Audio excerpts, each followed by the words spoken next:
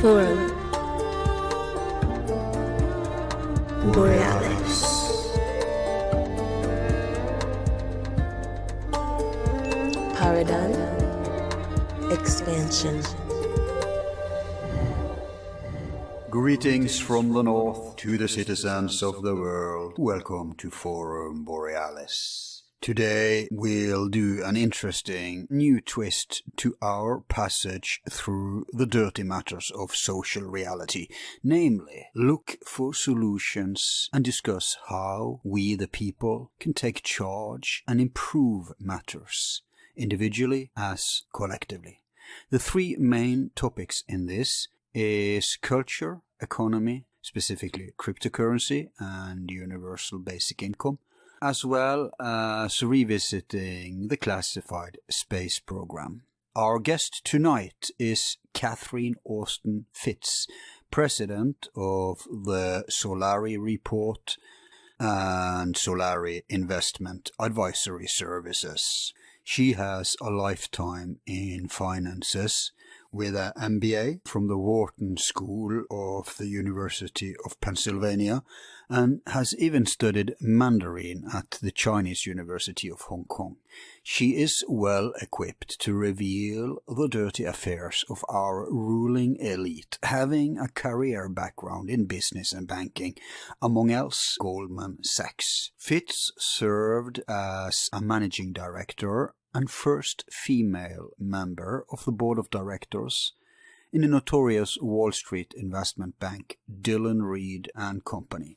She was president of the investment bank and financial software developer Hamilton Securities Group and has even served as Federal Housing Commissioner, as well as Assistant Secretary of Housing at the United States Department of Housing and Urban Development, or HUD, during the first Bush administration.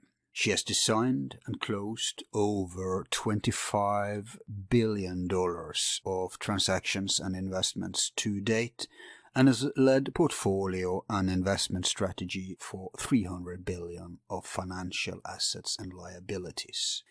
She is and has been a board member of innumerable schools, banks, councils, institutes, committees, clubs, churches, associations, and commissions.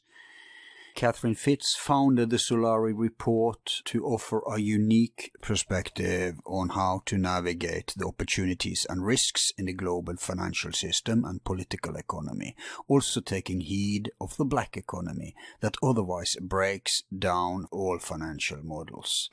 She is a regular speaker and frequent guest on the various radio talk shows and podcasts out there, runs her own blog at Solari and writes columns for Scoop Media. In recent years, Catherine has been a frequent lecturer at such conventions as the Secret Space Program and Breakaway Civilization Convention, and indeed cooperates closely with the people involved there, offering a unique economic context to these shady affairs, and is also often collaborating with her friends Dr. Joseph Farrell and Richard Dolan, also well-known guests of our show. Today she returns to the forum to offer further perspectives to our previous talks and our ongoing series.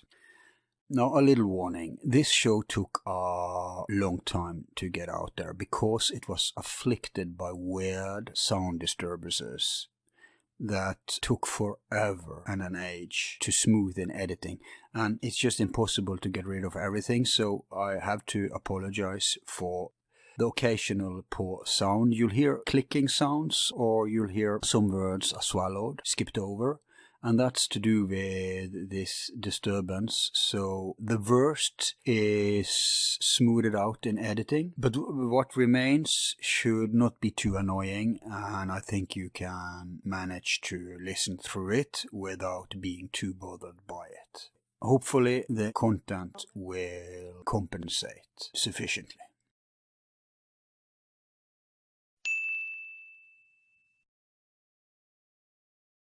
Welcome back, Catherine, and how are you on this beautiful day? Oh, it's beautiful. It is. It's a wonder. Yeah. I know you know because you're in Europe. So it's been a while since the last time. Uh-huh. And today we'll try to make it potpourri, as we say. Okay. You know, we could do one show on each of those topics, right? Especially with you. But today I'd like to jump around a little. Fine. Because one of your fortes, in my impression, is that, yeah, just like Joseph, you're like a generalist. Uh-huh. You have a hand in many... I guess that comes with the economical territory, right? Because economy goes into everything. Right. Well, when you're trying to understand the balance sheet of the planet and how it's behaving and why, you know, it involves everything. Exactly. Okay. I have to tell you, the last show we did with you was... It could have the potential to be one of our most popular, but I don't know if you remember, but of course it was demonetized. And what happens when it's being demonetized is that it's not just that we lose money. That's okay. I could live with that as long as it went out there, but they also bury it. The algorithm automatically buries it. It doesn't come up in the view and everything. And it wasn't buried immediately. Right. It was, so what happened was that it was flagged and then it went to one of the trained tools who sensors. Then they listened to whatever flagged it. I guess we both realized what parts of it did flag it. And so, bam, demonetized. But I can, at least, we can take comfort in another fact, and that's that of all our shows, this is top 3 in liked compared to disliked. Uh-huh. I think it had a like percent of 98. That's pretty amazing when you think about the fact that YouTube really is troll city, right? Well, I have to tell you, Al, I've been so buried for so long, I should be an Egyptian pharaoh. On many levels, that's true. Notwithstanding some of the stuff we're going to discuss today. But that's amazing that people actually, they love what you're talking about.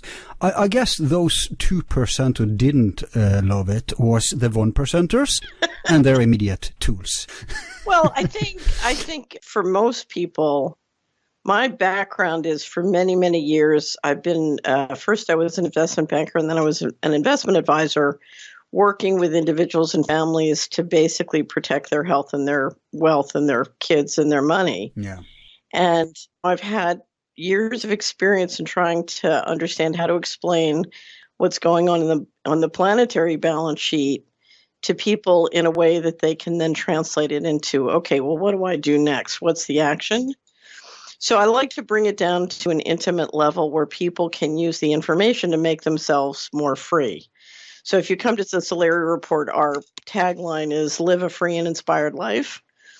And I like for people to have good maps because then they don't get tricked. Right. And what frustrates me the most is seeing people's time and money wasted because they're being tricked by dishonest maps. Yeah. You know, and they're tired of walking around and sort of knowing that it's, you know, it's cold and looking up and seeing a sign that says it's warm. You know, it's like, no. So I think the conversations I like to have are the conversations that help people translate what's really going on into, you know, what they do. The reality is some people don't want to know. Oh, yeah. And I'm always amazed that they listen and then get very upset. That's the amazing part, that they actually listen. Most of those who doesn't want to know, they have blinders, right? They ignore. Well, it's upsetting. I just, this morning, I'm publishing the last part of our second quarter wrap-up. The Solari Report organizes around quarterly and annual wrap-ups. And I sent it to our proofreader, who I thought was going to send me back sort of, you know, polishing and edits. And he got so upset reading it, he kind of yelled at me. And he said, "What are you promoting here?" And I said, "Reality. Right. There's nothing new with it."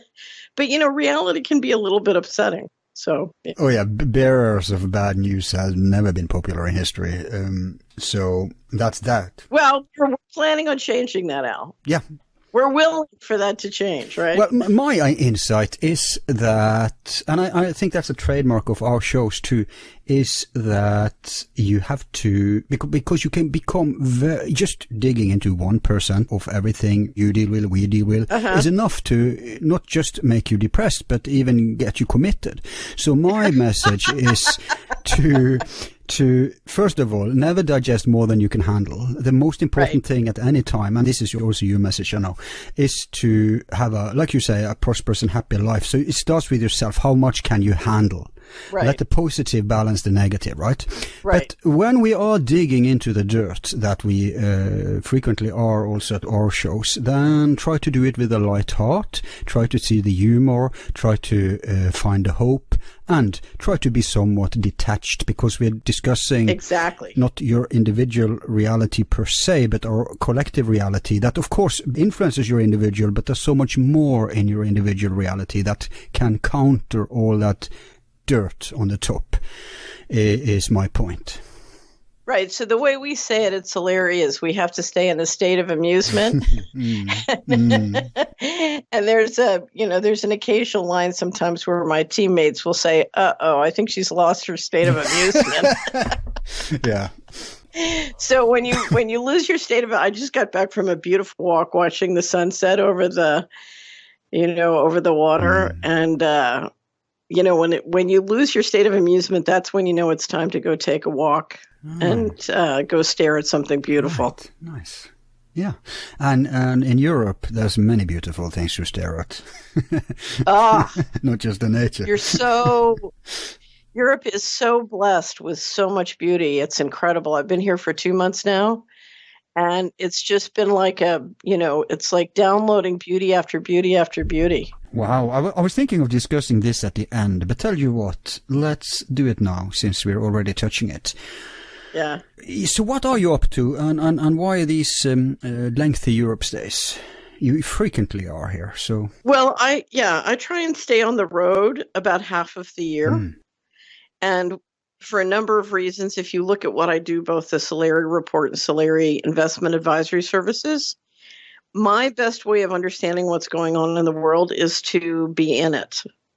So I live in Hickory Valley, Tennessee. We have a downtown population of 150 people. Wow. It's a tiny agricultural community. It's a cotton farming community in Tennessee. I cannot understand what's going on around the world sitting and looking at a screen in Hickory Valley, Tennessee. So I like to get out and about and spend time. We have subscribers throughout the Northern Hemisphere. So I like to spend time out and about, meeting with them, talking with them, trying to understand what's going on in Europe, what's going on in Asia, what's going on in the world. Right. And I can't do it without being there. I just can't. So you hold meetings, gatherings, lectures, stuff like that? Right. It's a variety of things. So on this trip, the first stop was I was going to Sofia to attend Wagner's Ring with a group from Switzerland, wonderful group of anthroposophists. And it turned out the best way to book through was to go through Vienna. And I have a dear friend and subscriber who lives in Vienna, and I've always wanted to go to the Vienna Opera. So I stopped in Vienna, went to Falstaff, then went on to Sofia, saw the Ring. And then we have some subscribers in Bucharest. And I had never been to Romania.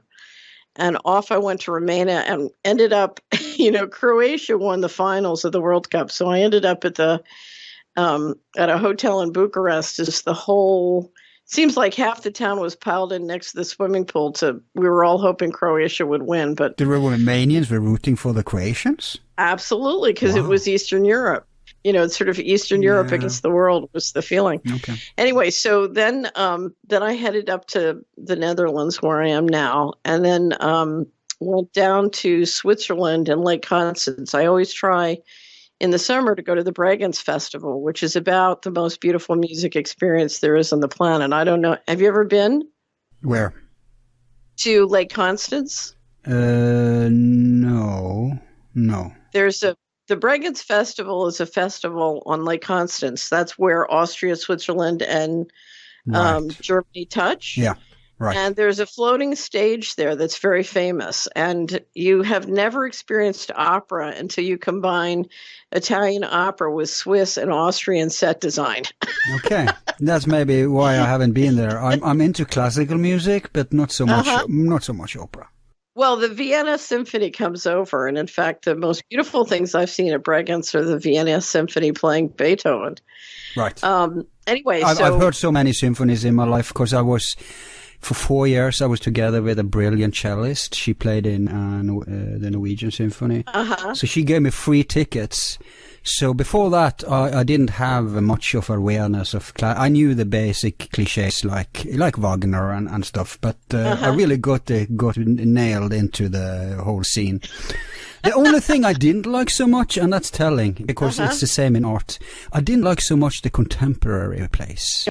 You know? Oh, I hate it. Yeah, because there's so many talentless people. Yeah, I just despise it. Yep. Yeah, I just despise it. Anyway, so then some friends and I road tripped across France over to Chartres and spent 4 days touring Chartres. And It was absolutely beautiful. It's one of the most beautiful experiences of my life. And then I went up to Normandy and Brittany and went to Saint Michel, Mont Saint Michel. Old Viking area, by the way. Yeah. That's why it's called Normandy. It's from the Normanners. We say in Norwegian is Norman. Norman. Yeah, it means Norseman. Yeah. True. So I got to Mont Saint Michel when they were having the Mass of the Assumption of Mary at the end of August. And it was run by the Benedictine monks, and I love organ music. So we went to several organ concerts in Chartres, and the Chartres organ is quite beautiful. And then the same at Mont Saint Michel. Then I went down to Perpignan and to Collier down in the Pyrenees. First, we went up into the Pyrenees, and then magical place. Oh God, it's so. I was lucky. I was staying with a family who's been collecting artwork from the local artists. You know, there's quite a art colony there, and the beauty was just amazing. And then we drove through Cathar country and visited Cathar castles on the way to Toulouse, and I'd never been to Toulouse before. Now, for the first time in your descriptions, I'm starting to get jealous here. I'm actually going to move to Barcelona in a few years from really? now. Yeah, that's the plan. Well, the whole trip through France, and there were some other stops too, but it was just a lot of it was cathedrals or the Cathar castles. Yep. And the beauty was unbelievable. Just incredible. You know what I think would be right up your alley? Or maybe you've done it already, but there's this walk that people embark upon, like a pilgrimage kind of thing, but it's not just for religious people. It's become like an event. Yeah, on northern Spain. Yeah, exactly. I have Alistair Thompson, who was the publisher of Scoop Media, did it, I think, twice, he and his wife. Right. And in fact, when he did it, he wrote a daily diary on Scoop Media, and I used to follow it. And I was with him. He's got a place in Brittany, so I was up with him in Brittany, and he loved doing it. He recommended it tremendously. Yep, very healthy, very inspiring, very meditative, actually, and of course sound. So yeah. One of the things I did when I was in the Pyrenees is we just ran across to Spain to see the Salvador Dali Museum. Right. And it is extraordinary. I know they have a lot of his collection in Barcelona at the museum. But if you haven't seen it, you really need to go. It's in Figueres, I think is how you pronounce it. And anyway, so I feel like I've been on a beauty download across Europe. So you're vaccinated for everything we're going to discuss now. That's good. Well, I don't know if you know, Joseph Farrell has a new book on mind control, which is absolutely fantastic. Is that the one that's not published yet? No, it just came out, Microcosm and Medium. It's now available, and I have to tell you, it's the best book on mind control I think that's been written so far. It's quite extraordinary, and one of the things he goes into is why art is so important, and his whole philosophy about we have to own the culture. Yep. And ties it into the importance of beauty, and why, one of my favorite quotes is from myself: beauty is necessary for survival. Yeah, that's so true. Yeah. And it's so great that he has written that book, because you and him and many others have been talking about this for a while, and I've often heard people ask the question, what do they mean about that? How can we do this? So that's a necessary book, I think. Well, it's so funny when Joseph first said it to me, being an investment banker, my first thing was, well, what's the action? What do I do? Well, we know one thing you've done, and that's help facilitate the organ. Well, I thought, okay, I need an action. And so I came up with the action, I'll fund an organ for Joseph. And but from then on, I started to go, whenever I was in Europe, I started to go to organ concerts. Oh. And that led me to going to cathedrals and sacred spaces. And then the next thing you know, what I realized is, what I can do to own the culture is appreciate it and promote it and support it. Support the artists who are doing it and, buy tickets to all these different things. And so we all just jump in and support it with our time, with our attention, with our resources. It'll grow. Yep. Now, culture is a wide concept. I'd say media can be a part of the culture too. Oh, absolutely. So, yeah. But, it's so annoying because I'm having this series I'm doing with Joseph. In fact, we have several series that we want to do with him. And we're halfway with the one about the classified space program and the Nazis and all that. But he writes so fast that before we manage to get him back to continue, he has a new book, and then we have to cover that, right? So he writes faster than we can cover on a podcast. Well, that's amazing. This book is absolutely genius. You have to get it. You have to read it. It's quite remarkable. It's called Medium and Microcosm, or Microcosm and Medium, The Cosmic Implications and Agenda of Mind Control. Right. And you've never gotten your mind around mind control at this wide and this deep a level. It's really extraordinary. I believe that. So, yeah, gonna get my copy. Okay, we could chat like this for hours, but let's get to business while the night is young. I'm thinking, like I told you, there's several different issues I'd like us to tangle with today, but I think now that I noted them down, I can see like a red thread, so I think I'll rearrange and go through them in a specific order, because then there will maybe actually a red thread through this show today. So what I want to start with is cryptocurrency. I've lately, first off, I have to admit, although I'm a podcaster and although we have a lot of people who are supporters who are into that thing, I myself am a dinosaur. At this specific thing, I'm a dinosaur. I never bothered. We've lost so much money because so many people want to support us with cryptos, and I haven't even figured out how to put up a cryptocurrency account. Now, Cliff High patiently tried to explain to me. I'm going to get back to that. But so we've had Cliff High on, who's like a guru in that field. And there's many others too. And I've seen you on different conferences. One conference, I really liked that conference.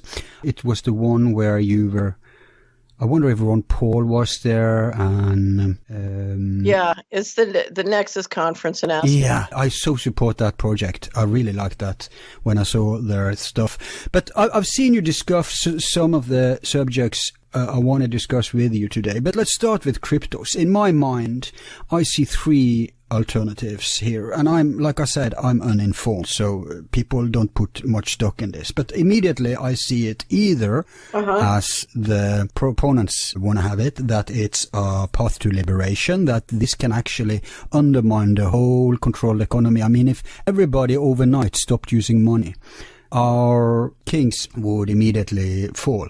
Now, that's one possibility. The other one is it's a path to enslavement, because cash is very good today for monkey business or anyone who needs to go under the radar or whatever. And as soon as stuff is registered and on the books in such a way that computers can do, that really sounds like, it sounds like the wet dream of a Stalin or a Hitler. Yeah. And the third possibility that I see is robbery, meaning that when enough values are projected into this, somehow they can, it's just numbers in a goddamn computer. I don't trust that. So I don't see how someone cannot just, either the powers that be or even some involved in it could just take it. Yeah. So that's my introduction reflection. You can run with that. Well, I see digital systems as not having integrity. So, meaning anything that's digital can be tracked centrally, and anything that's digital can be controlled centrally, because the people who control the systems ultimately are the people who control the hardware.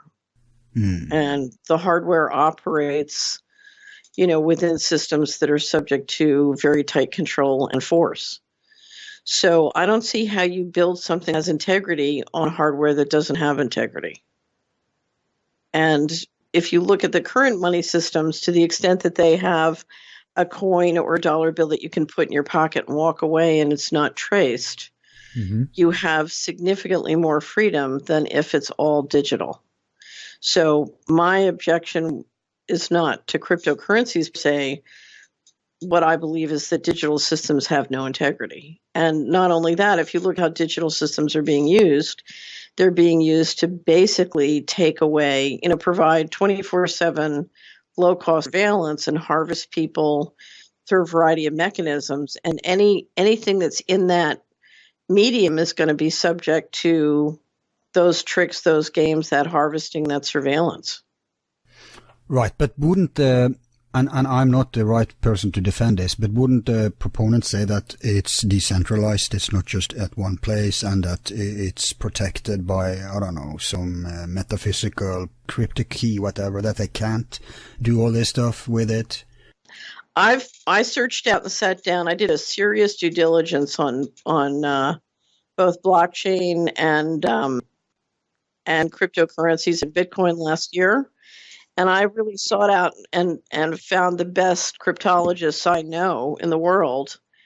And they agree with me that it's not secure. I can get into the details of how that works. But particularly when you go in and out of the system, or whether it's the exchange of the blockchain you're using, whether it's your keyboard or whatever your point of entry, there's so many different ways to compromise this. But I don't understand, it's tech geeks who love this. Wouldn't they know this already? Well, I've been quite shocked. When I was at the conference, I was quite amazed at how little the people there understood the general system. So then they're just being naive, right? Well, here's the thing. Our world is run by force. And when you tend to get into a room with people at a place like the Aspen Institute, they tend to assume that the rule of law will protect them. And they don't understand, no. If you're doing something that upsets the bank, some guy will walk in and just... a problem fixer. That's what they call it. Well, but our planet is run by force. And the people who control the hardware run the planet by force. And unless you're prepared to deal with that... So, for example, I would never start a currency unless I had the backing of a sovereign government that had an army. Right. Even that's not safe. Look at what happens to the few countries who try to break free from that. Right. They're falling one after one. Right. So if you look at what's happening to them, understand that the same thing can and will be done to you. If you look how the advent of cryptocurrencies, it's worked tremendously well for the central banks and for the system. How so? How can they harvest from this? Well, because isn't it a competition to white money? No, if you're the central banks, one of your primary goals is to rebalance the gold inventories globally, and the central banks are buying. And how do you do that without running up the price of gold? Well, Bitcoin has been phenomenal at sucking money out of gold and the gold markets and keeping the retail pressure down. Right. If you look at whether it's the central banks or the very wealthy, they're all trying to buy up hard assets. And to the extent that they can get everybody else buying zeros and ones, it takes the pressure off the retail price. That makes sense. Right. One of the examples I used at the cryptocurrency conference was if you look at the land report, the land report is the land ownings of the 100 top landowners in the United States. Mm-hmm. And since 2008, they've doubled their holdings of land. Yeah, because land is really hard currency. Right. Possession and gold. Right. It's in their interest to get rid of anyone else dealing in hard assets. Well, but there's something else. If you look at all the different covert operations going on, certainly in the United States, Bitcoin has been fantastic for laundering money into them. And if you're managing the market properly and attracting more money in, you're basically making money in a way that you can finance. It's what Joseph Farrell once said. He said it's Hitler's wet dream, infinite amount of money, secret money for secret armies. So you can use Bitcoin to launder money to all these folks and stay anonymous. Right. So the power plays are doing the same thing that the small crooks are doing. Yeah. Because they are using this too. I'm going to interview the mother of a poor chap who got arrested and thrown in jail, and the whole thing was a farce. He had this, I forgot what it's called. Oh, it was this where people could communicate privately. They said, drug dealers and whatever were using it. But obviously the problem with it was that the government didn't have control, they didn't have insight. Right. And in a way it's the same thing like this. I think they used it for money and whitewashing, but what we do at a small level, obviously they can do at a big level. Well, I was amazed at the conference at Aspen, because there was one activist who claimed that he was running for president, but was being financed anonymously with Bitcoin donations. How many times have I heard this? You don't really know who your donors are because they're anonymous. And he basically stood up and rolled out a presentation that proposed we do the rape of Russia in the United States. And what does that mean? What it means is complete privatization, 100% privatization.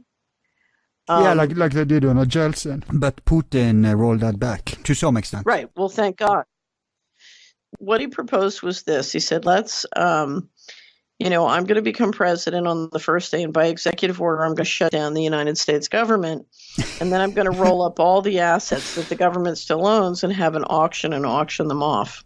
Let me guess. This was an anarcho-capitalist, right? Right. Well, this is the oligarch's wet dream. This is exactly what Harvard and Goldman Sachs and the Treasury did in Russia when the wall came down. Yeah. So I stood up and said, well, it's very interesting. They tried this in Russia, but let me explain what's going to happen if you implement this plan. 50% of every community in America, there are 3,100 counties, so 50% or more of the people in every county of those 3,100 counties has income that directly or indirectly comes through the federal budget. So you're going to shut down 50% or more of the income in every one of the 3,100 counties in America overnight. Now, the average person, let's say, has 3 weeks of food, 3 weeks of cash, and can go 3 weeks without starving. So let's figure you have 9 weeks until you have major die-off. In the meantime... but before that, it would be riots in the street, pitchforks and cannibalism and God knows what else. Well, you would certainly have a very implosion kind of situation. Yeah. And I said, now, in that environment, if you auction off the state parks and all the government real estate and other assets, Goldman Sachs will be able to buy them for 10 cents on the dollar. Right. But it's not that. This philosophy is kind of the same thing that the current administration subscribes to, only in a obviously much smaller scale. This is like an extreme of that. Right. But let me say this, and then I want you to comment on it. Okay. Because on the one hand, I sympathize with an approach like that. Why? Because it will undermine the tools that have been hijacked and controlled by the elite for so long. And those tools Not at all. Well, yeah, okay, Not at all. It won't undermine a thing. It will exponentially increase their power. Yeah, in the long run, I get that, and you can explain that. But I'm just saying that people who listen, they will think like this too, because nobody believes anymore in the public institutions. They've been eroded, corrupted, hijacked, ruined.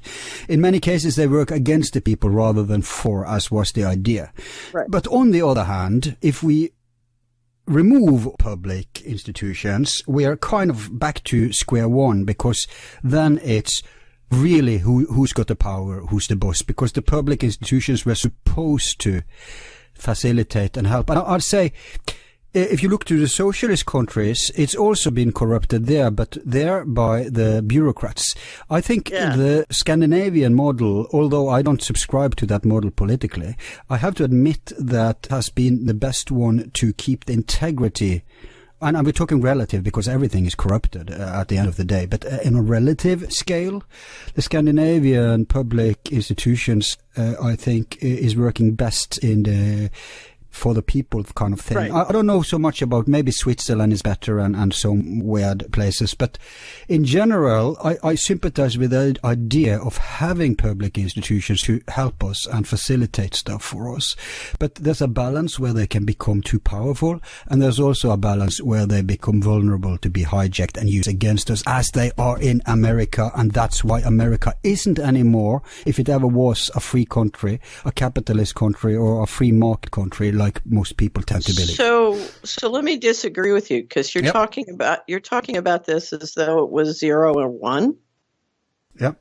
I don't disagree that the government has not been run with integrity towards the average American. Mm-hmm. At the same time, it could be significantly better, and it could also be significantly worse. And I don't think a solution is to take steps that make it significantly worse. So I'm not a fan of doing things that give the oligarchy much more power to behave in lawless ways. But just to spoon feed us, and for the benefit of the listeners, how would this serve the oligarchs' agenda?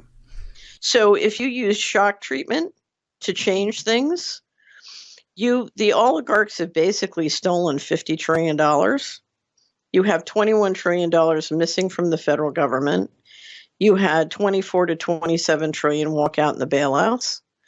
And so whether it's ownership of assets or financial assets, they're sitting with enormous resources. And if you deliver shock treatment in a way that basically destroys and wipes out everybody else's assets, but not theirs, you put them in a position to basically institute slavery. So true. But when Paul was running for president, one of the objections to his policy was exactly this, that you can't, overnight, healthcare, everything. And his reply was, well, we wouldn't do it overnight. We would ease it into the system so that people have time to build up alternative ways to function. Roll it back to the romantic good old days. So what if we use that argument here and say, okay, let's do it, but let's not do it as a shock thing? Can that work? Well, I would say it another way. I think the first thing you need transparency around how resources really work. I've published a lot about all the money that's disappearing from the federal government. Mm-hmm. There's 21 trillion that's gone missing between fiscal 1998 and fiscal 2015.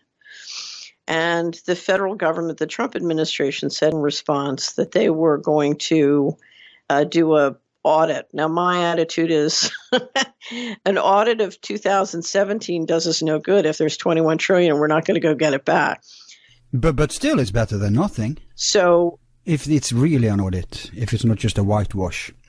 Well, it turns out that the Department of Defense went to the Federal Financial Accounting Standards Board and said, we have a problem. If we do a real audit, we could make classified projects transparent. So the Federal Financial Accounting Standards Board 2 weeks ago issued an order saying that they were allowed to cook the books. Wow. And not report the classified projects honestly, which means you have no idea.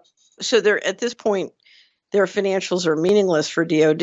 And the accounting board, when they promulgated the policy, which I would say is in violation of the law and the Constitution, they said that if they didn't do it, they would have to redact the entire DOD statements, which means they would have to redact the federal government statements. Now, what that is saying is the people in charge of accounting policies for the federal government are saying that it has become impossible for the government to publish financial statements or to comply with the laws related to financial management. Now, I have a big series at Slary on the illegality, what the laws are and what the constitutions require.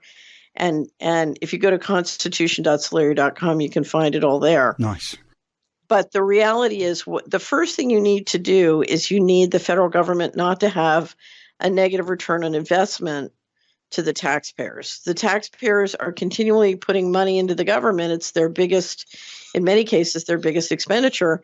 And then the money is being spent in ways which are harmful to them.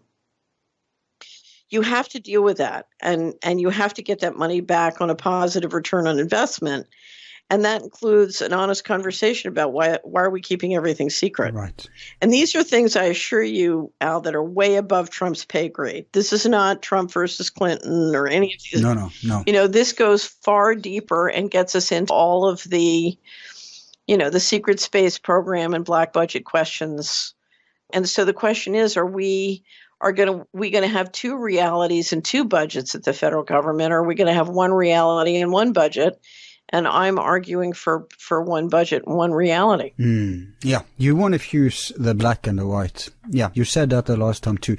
And I agree, because we can't really have a serious political discussion until we fix. It's like a boat, right? And we're all in a boat, and some want to sail east, someone want to sail west, someone north, someone south, and we're fighting about it and fighting about controlling the boat. Meanwhile, the boat is leaking. and I think we have to stop the leaks before we can do. This is why I hate identity politics, because it's such a huge distraction. Well, it's a very clever distraction. It's working. Yep. I don't know if you saw it. I got upset about a month ago, or it's right before I left the United States, so maybe it was 2 months ago. And I had a Twitter storm where I kept tweeting out the poster that says, stay calm and do the math. Yeah. And what I was saying is, look, if you all would just collaborate about the money, there's $65,000 per person missing in America. There's another $70,000 that the auditors say, the economy lost per person because of the financial crisis. And then there's the bailouts cost another $75,000. If you guys would just collaborate about the money, you could hate each other rich instead of hating each other poor. Right, exactly.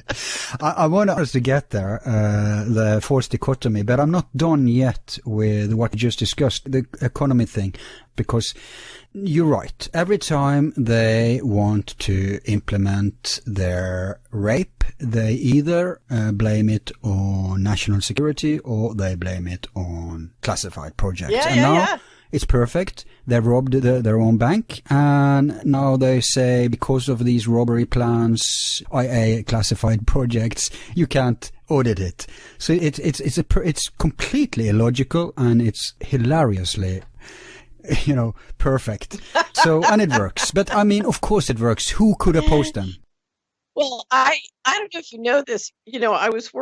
I've been working with this marvelous scholar from the Michigan State University, Dr. Mark Skidmore, who he and his students did just a noble job of digging through all the financial statements from 98 to fiscal 2015, and I had it up to 12 trillion and everybody thought I was high. And then he went through and got it all the way up to 21 trillion. But yeah, because on the agenda today was to ask you what's the latest figure. And you said 50?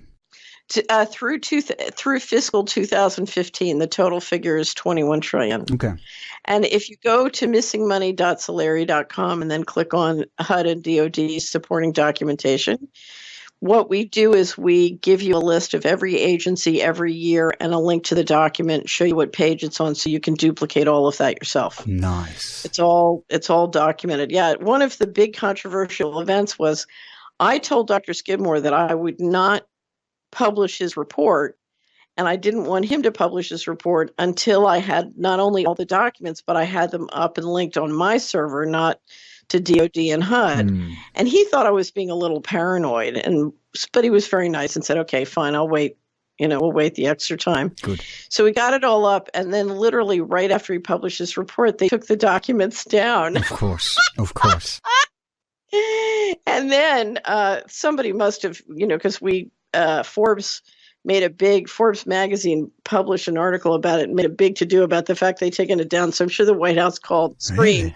Wow. And they put it back up on another URL saying, oh, well, we were just reorganizing the website. Right. Anyway, so it's all of this just takes much more work. Anyway, so what was I going to tell you about Dr. Skidmore?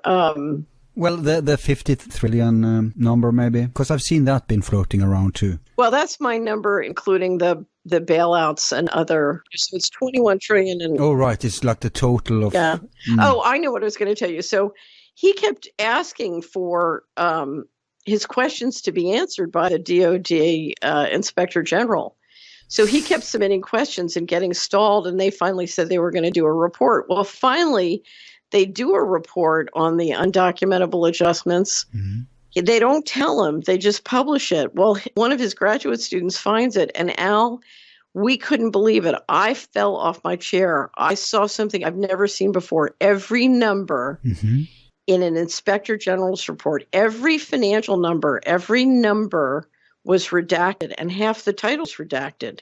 And so you couldn't understand a word because every number was redacted. And I said, this is the ultimate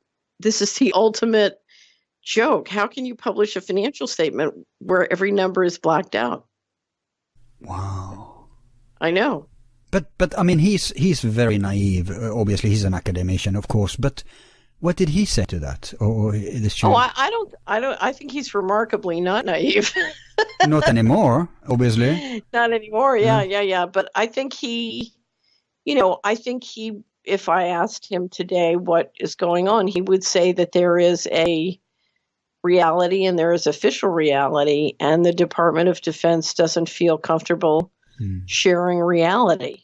Now, I'm the kind of person who I could accept a certain amount of secret projects or black budget projects. I have no problem with that. But if you look at the scale of we're talking about secret projects, we're talking about a scale of the size of, the entire economy. Yeah.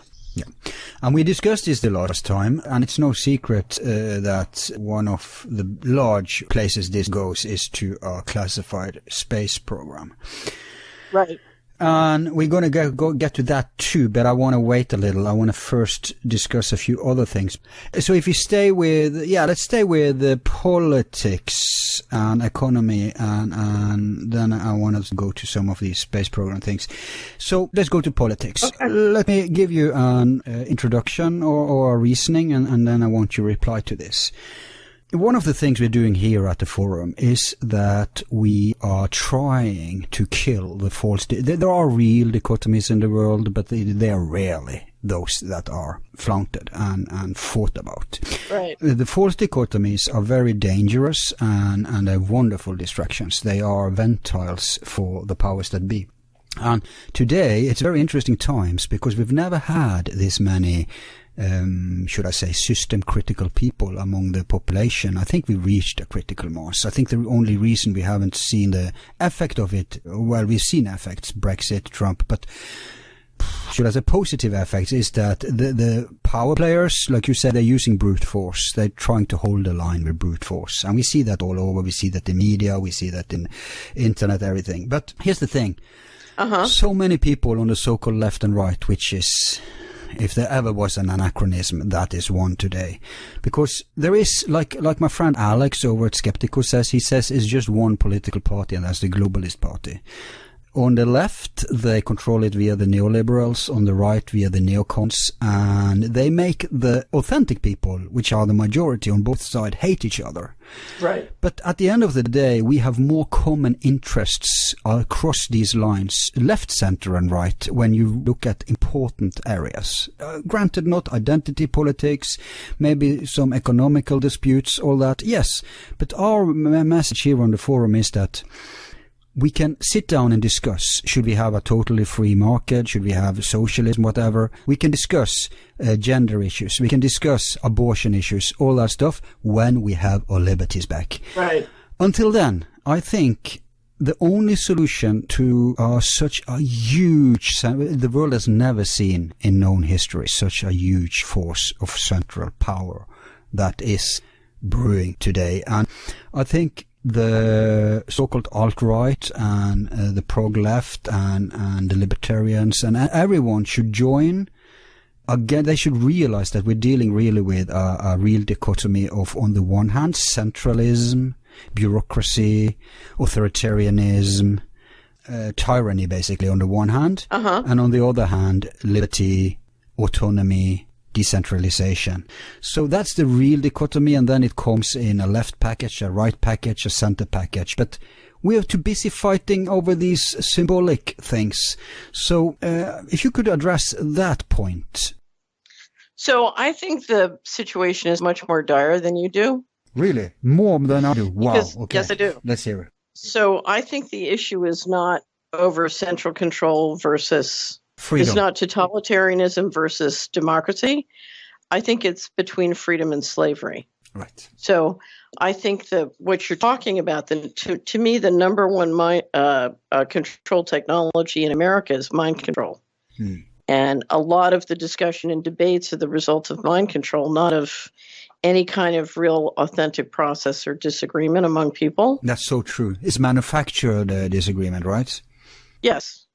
It's, but it's much bigger than that. If you look at the entrainment technology that's used to create addictions to sugar, addictions to gambling, addictions to pornography, the, creation of control files out of those addictions, addiction to consumer shopping, addiction to opioids, on and on and on. Yeah. It's mind control that if you look at a person's income statement or balance sheet or life energy, their health, their wealth is simply their mind is being drained. Yeah. Mind, body, anything. Everything.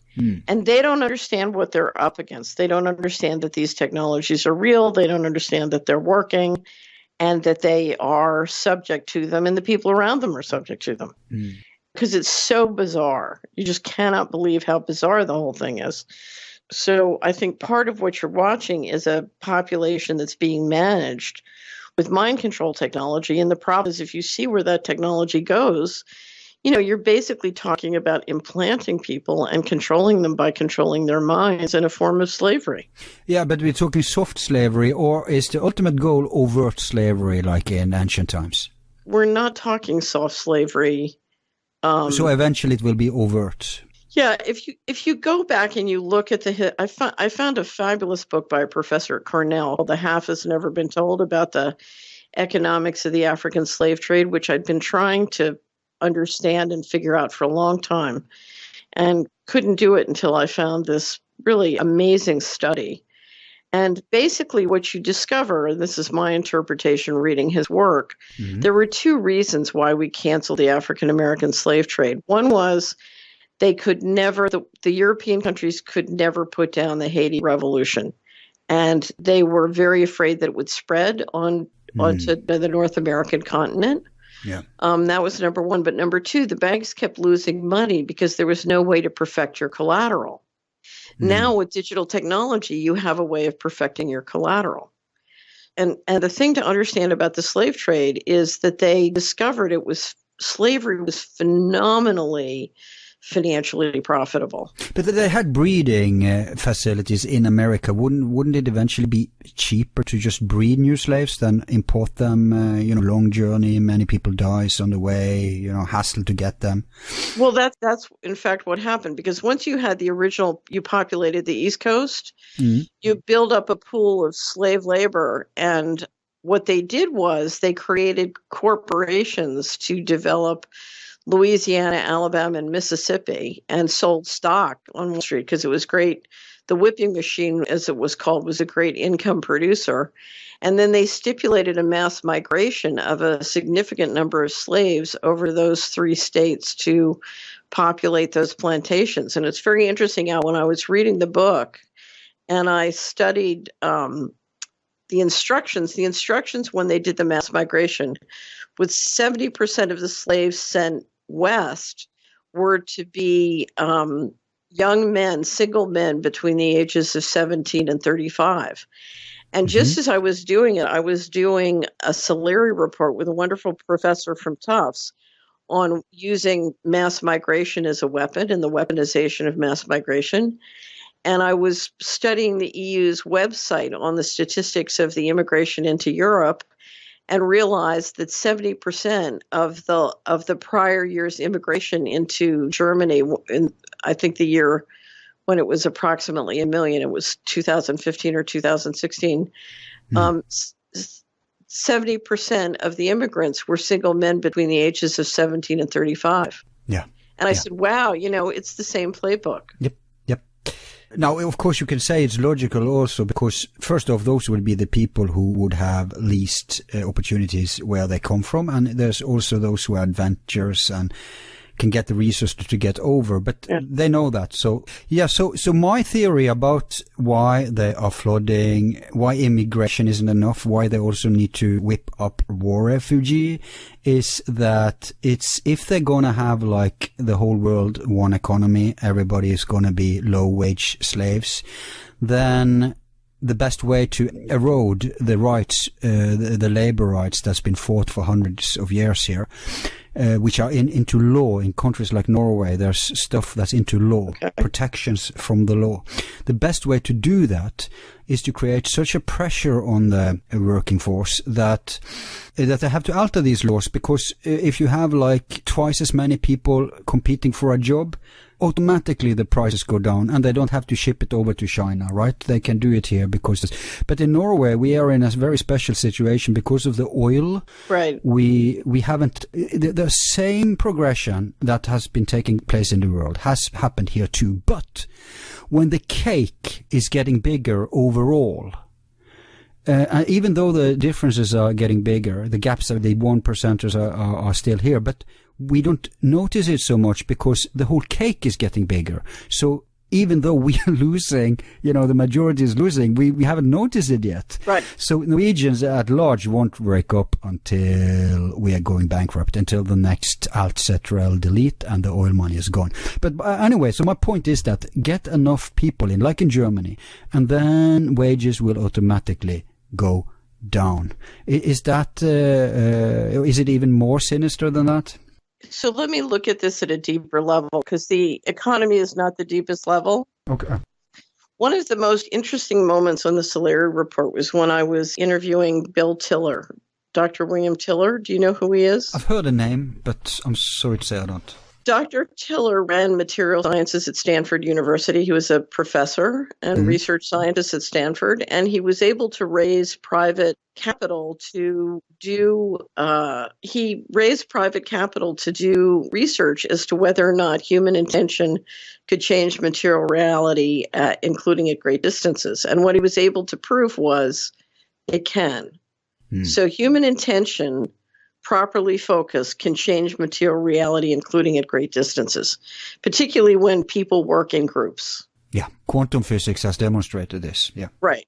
And Joseph, in fact, goes into Tiller's work and how that relates in his newest book, Microcosm and Medium. Anyway. Splendid. So I had Tiller on the Solari report, and I was doing the pre-interview, and I said to him, Dr. Tiller, I'm very interested in community prayer. What do you think of it? Expecting him to be positive. And he said, you have to be really careful. If the people doing the praying are coherent, it helps. If they're incoherent, it's things worse. Wow, this guy really knows his stuff. Yeah. Because I've been studying esotericism and magic, so I know a little about these things. And this is exactly, wow, go on. This is interesting, go on. So this is exactly what Joseph means when he says we have to own the culture. Powerful culture is what helps us maintain coherence individually and in families and groups, communities. What the problem with much of what's happening with immigration is not that it changes our labor rates, it's that it destroys our coherence. Right. Okay. Now, when you lose your coherence, you lose the ability to invent and create your world. If our consciousness and our intention has the power to create material reality, then we are very powerful. And our consciousness is powerful, particularly where we are in accord. And which is why you're seeing whether things that make us incoherent or the divide and conquer tactics, you're trying to see everything being done to prevent us to come to our power. Exactly. And it leads to at least two forms of conflict. On the one hand, you will have the cultural clash between people from other cultures and the cultures they're coming to, which is the obvious thing.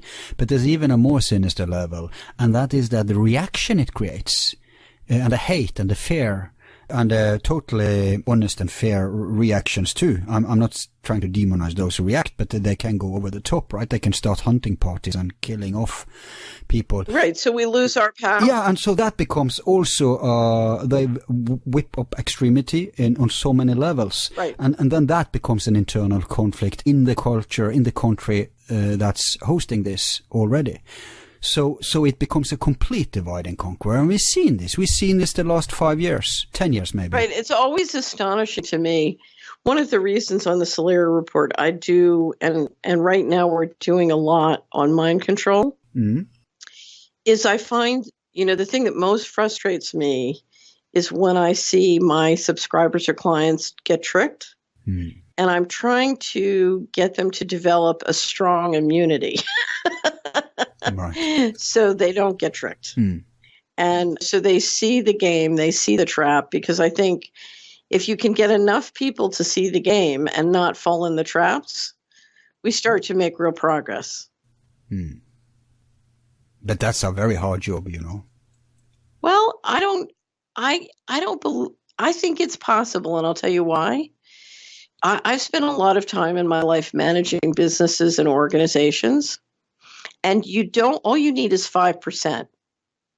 That's I thought 15% was the critical mass. In this, if you can get 5% who can have the navigating tools so they can lead, then you're going to get another 20% to follow them. Yep.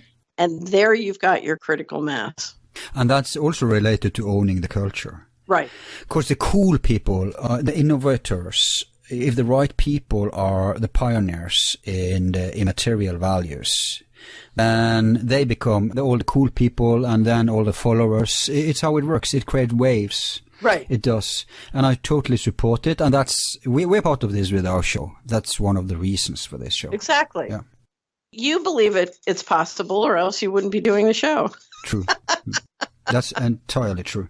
And Alex said to me, Alex of Skeptico, he said, I was questioning Steve Piscinik or whatever his name is.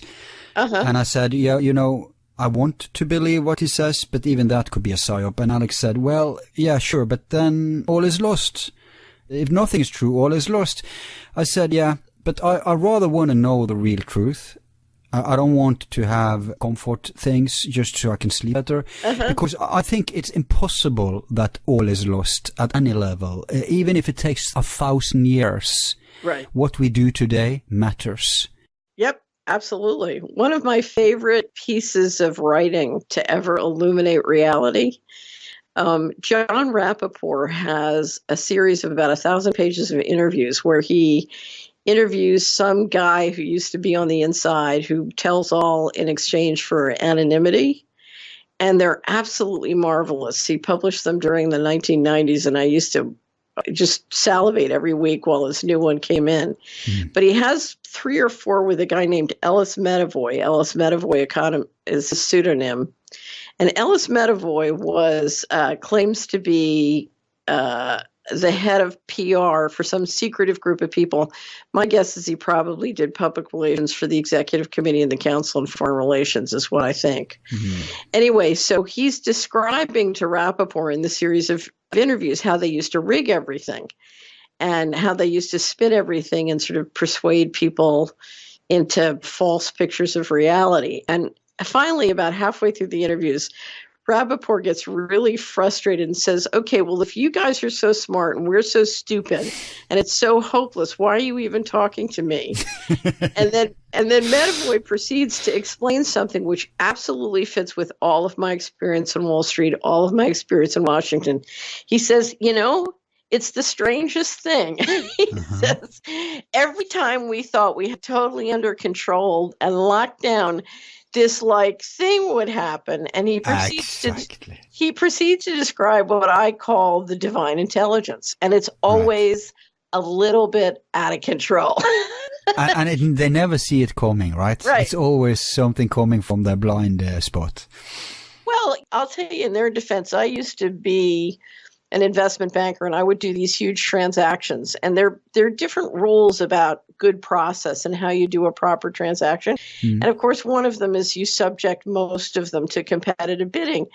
And I would start down the process and I would say, well, I know how this is going to go because I'm so smart and I know this is going to work and I really shouldn't go through the process, but I'll just do it because it's best practices. And then, I'd subject to a competitive bid process, and stuff would show up that I would never think of, and these crazy things would happen, and you would realize, wow, the total global intelligence is beyond any of us. It was beautiful. They try to imitate that, I think, by virtual reality, artificial intelligence, but I think that's doomed to fail. There's just too many X factors in life to be able to calculate every measure. So we can praise existence for that very fact. Yeah. And I think the thing that most people are most interested in is who's really in charge and why are they behaving that way? Which, of course, I don't know the answer to, and I don't know who does, other than it's more than 0.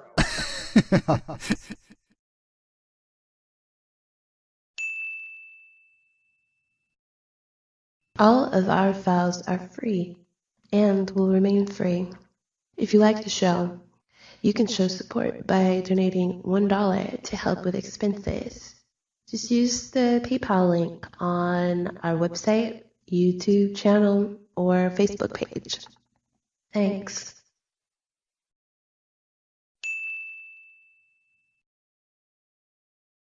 I want to say one more thing about owning culture, by the way. And that's maybe an angle that many people not necessarily immediately see, but it's quite interesting because if we own culture, if we can project our values, our ethics and all that stuff into it, remember that culture, unless you're a breakaway civilization who managed to run a globe remotely, then even you will be a part of that culture, and the sons and daughters of the elite will be a part of that culture. And I'm pretty sure that, let's say, the successor of Borman was listening to Beatles when he grew up, whatever, you know what I mean? So if we can get, and that's, I think, why they're trying to violate culture with this completely manufactured, artificial, just stupid. In the last 20 years, we've seen mass media. We've seen, because before music, film, there was real art, right? But now it's just bubblegum, and it's just calculating. The suits are running it, and it's the same old playbook, and it's just stupidity, right? Well, but even a thing like reality TV that was so criticized because of its vulgarity and it's making us flat and all that, even that had in it potential that they didn't see that we could own and take back and work with and inject, real culture into. All I can tell you, Al, from this summer is that the cathedrals and museums of Europe are just packing them in. The Oregon concerts are, people are out the door. So I don't know exactly what's happening. No, it's a good thing. But, Yeah. one premise, I think, to have culture is to have our primary needs met. Now I'm going to introduce the next subject I want to discuss with you.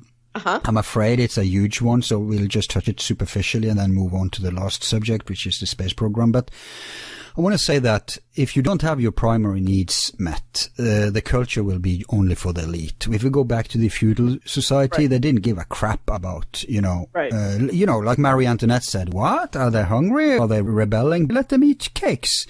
So that's where we will get if we lose our ability to have the primary needs met. Right. So we need the primary needs met. And when I say we, I mean as many as possible, hopefully all.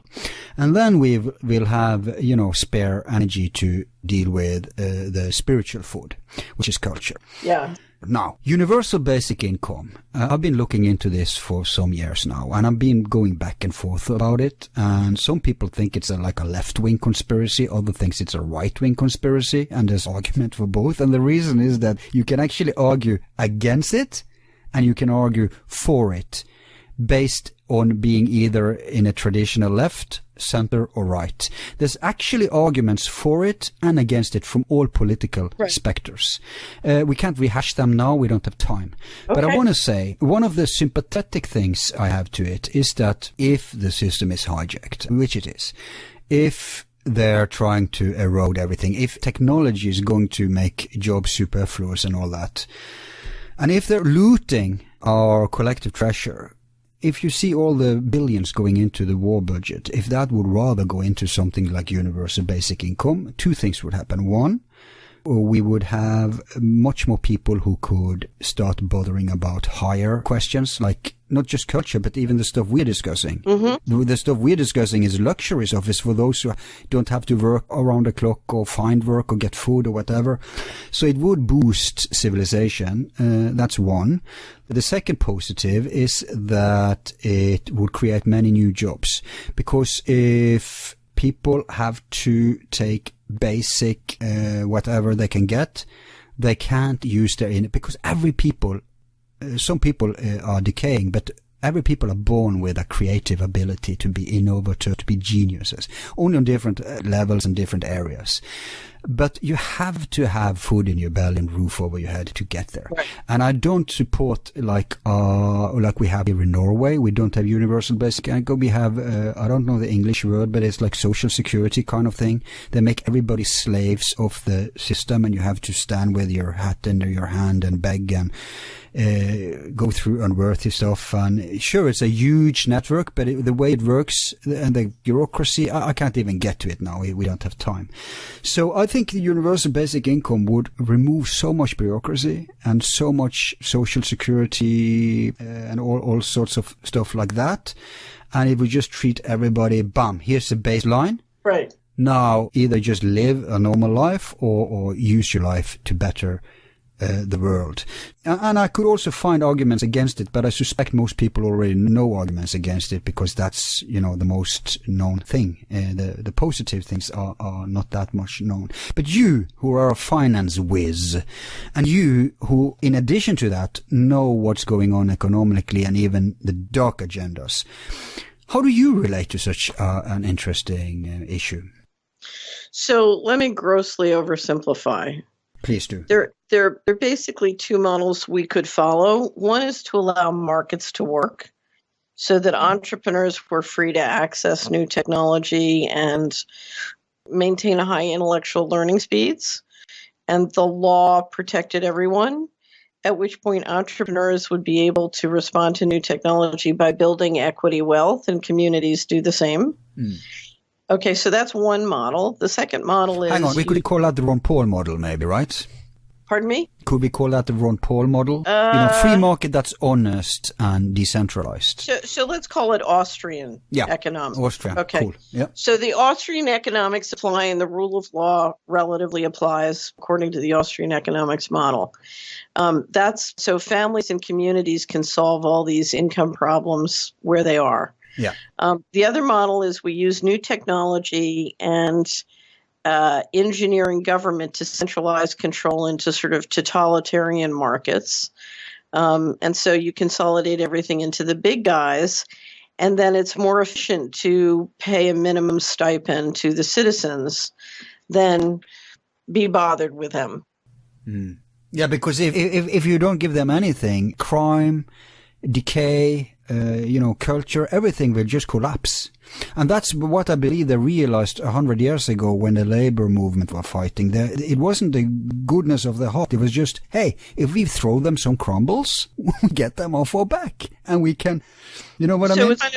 So it's kind of like family wealth versus serfdom. Now, the problem is, in the second model, that income is going to come with amazing controls. You have to be chipped. You have to be implanted. You have to get vaccines. You have to have your children vaccinated. Yeah, but this is reality. I'm thinking as a concept that doesn't automatically follow. Absolutely. The real basic income is just, here's your stipend. Now go away. We don't want anything more to do with you. Right. In other words, we have to compete with the Chinese and to deal with the global geopolitics, and we don't want to be bothered with you. So here's your stipend, and we'll run everything centrally. Yeah. Now, in my opinion, that's going to be less productive and less aligned with a healthy environment and healthy communities and a healthy culture. But it's one way to run things. Hmm. I prefer the Austrian economics vision. Yeah, that vision, that was a vision, and I'm also on board with that, but the other was a reality. We should either compare both realities or both visions, because the Austrian isn't in play today anywhere. Right. We are having markets that, you know this, of course, but I'm just saying it for the benefit of the listeners who believe they are in a free market. No, it's just as controlled as in Soviet, only it's not that overtly controlled, as Catherine has tried to explain to us. So I think... Right, so yep. So what the second is saying is, look, if you look at how much you're stealing from us, we want you to siphon some back of what's being stolen. Right. Basically, we're getting a royalty in what's being harvested. You could put it like that, yes. Right. So I don't like a universal income, but I also think it's better than depopulation. But if we talk real politics, because I think most people, if they realize the first vision, like you said, Austrian, if they realized what that entailed, and if they could see that in reality, I think it's a natural instinct for most people to support that. I agree. It's the most autonomical, natural, decentralized. In fact, it's very close to nature, and it's how it probably was like 5,000 years ago. But if you look at the world today, I think maybe universal basic income could be a way to, on the one hand, prevent a complete collapse and give some value to people's life, and the backlash from that would be positive. They would have resources to live and fill their life with stuff, because it's a myth. People think, everybody will lie on the sofa. No, that wouldn't happen. See, I don't see a way to get to universal basic income without slavery. That's my problem. Well, that is a big problem. Yes. In fact, it's such a big problem that it would prevent that it should happen. But if you look at Scandinavia, we have such a huge bureaucracy and so many kinds of, I don't know the English term for it, but let's just call it social security. Uh-huh. We have different ways that the state pays different kind of people. We have all sorts of ways. And you would think that the people who like that would support basic income, but they're terrified by it, because if we adopt basic income, first off, we would save a lot of money, because less money in a way would be put out, because so much money goes to keeping this system alive today that we have, and the bureaucracy around it. Right. And so it's like the healthcare debate in America. If you actually, what's it called? What Bernie Sanders wants, it's called single payer, I think. Yeah. That's actually cheaper than the corrupt model they have today. So those who argue against it because, people should pay it themselves, they don't realize it's actually cheaper than the corrupt model today. And the same with universal basic income. That's cheaper than the model we have in Scandinavia today. Right. And so I don't know. But the model we have today is also a slavery model, by the way. I'm talking Scandinavia now. It's the same thing. So well, but if you my impression, I haven't spent a lot of time in Scandinavia recently, but my impression of Scandinavia is it's significantly more human than the United States. I mean, the United States is an exceptionally violent and inhuman place with significant amounts of mind control and organized crime. Yeah. And, but the problem is we live in a bubble. Scandinavians don't realize. I hear a ringing sound. Do you too? No. Okay. So we live in a bubble, and because we're so wealthy, people don't realize what's going on in the world, and so we are being robbed. There's an elite here too, but they are not. Well, we have oligarchs, but we have also a bureaucratic elite. And people just don't realize what's going on. I think we should do something about your unfamiliarity with Scandinavia. You should tour here next time. Yes, I should spend more time there. Yep. Let me try to be a part of facilitating that. Okay, but, I would love to. It would be interesting for you to study it. But the fact that we because we're so wealthy, we don't see the should we say holes in our own system, right? And we don't see the stark reality in the rest of the world. People in general doesn't get how serious it really is. So many Scandinavians, I hope I'm an exception, but many Scandinavians, when they partake in these debates, they're just talking on a completely hypothetical and idealistic level. They have no idea what's really going on. Yeah. So yeah, it's true, we don't have crime. I mean, prisoners here are treated better than patients in America, to put it like that. Right, exactly. So, yeah. And I think Switzerland is probably the best model of them all, of what's out there in reality today. Right, I would agree. Switzerland's quite remarkable. Yeah, and why not? That's where the banksters live, right? So they would want that for themselves. Okay, let's move on to the topic probably the majority has been waiting for, and that's, of course, the space program. Now, I want to say, and I said it to you in the mail, and I'm amazed that it hasn't got any attention, and I'm so looking forward to your take on this, because if there's anyone I want to hear comment upon this, it's you and Joseph, and Richard Dolan too. Uh-huh. But it's just gone completely under the radar. To those who doesn't know, not long ago, a few months ago, I think it was one of my video makers who sent me the link, Donald Trump was announcing amazing stuff. Right. In his own cowboy language, he was saying, yeah, we're going to go there, we're going to do that, and we have such a great space program, and NASA, they're doing everything, and we're winning, and we're going to, we're going to take over, we're going to make so much money from this, and blah, blah, blah, blah, blah, blah, blah. Now, the bomb here is that he was revealing really too much, and I have three as he always do, he can't keep it shut. He can't keep it shut. No, he can't. So there's one of three things going on here, and I want to mention them to you, and then I want your take. Okay. Either he's just following orders, he's just announcing stuff that they want out there, and playing along. Now, that's one solution. The other one is a whitewash. Let me explain what that means to those who don't know. Let's say chemtrails are actually happening, like the conspiracy theory says. I'm not talking about the intention of it, but the fact of it. Then, at some point, too many people are aware of it, they can't hide it anymore, so what do we do to deal with it? Well, let's actually start doing it overtly and get the culture on board. And when we've done that, then there's no trace. Like they're actually discussing seriously in scientific conferences, doing all the stuff that chemtrails conspiracy has said they've been doing. So as soon as they start doing that, they're blurring what's happening. We don't know. Right. It's the same with the Mars. If we've been to Mars, and now Donald Trump is saying, we're going to go to Mars, blah, blah, blah. As soon as we start doing that, it becomes trivial and a part of obvious reality. And so they bury what has happened so far. That's what I call whitewashing. That's the second possibility going on. The third is that Donald Trump or someone in his administration got a wind of what's going on. And in his, if it's a power battle, whatever, or he's just being a cowboy, he's going renegade and just hijacking the whole thing. Right. either rhetorically or actually, and then saying, okay, so this is what you're doing, guys. Well, let's use this to our benefit. Kind of like Obama did. You know how Benazir Bhutto was killed right after she said that Osama bin Laden was dead. He was on a dialysis machine and had been dead. Yeah. Now, Bush wanted to save we killed Osama, so vote for me.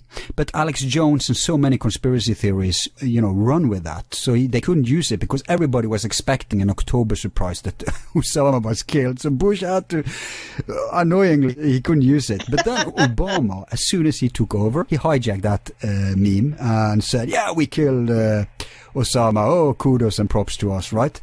Yeah. I'm kind of looking at that as a possibility. Trump going renegade, hijacking the classified space program, and wanting to integrate it into the war. He said, okay, this is what you're doing. This is great stuff. Let's do it. Let's do it openly. This is what I've been thinking is the possibilities going on. Now I want to hear your. So I think Trump understands the importance of space to the United States maintaining the reserve currency status.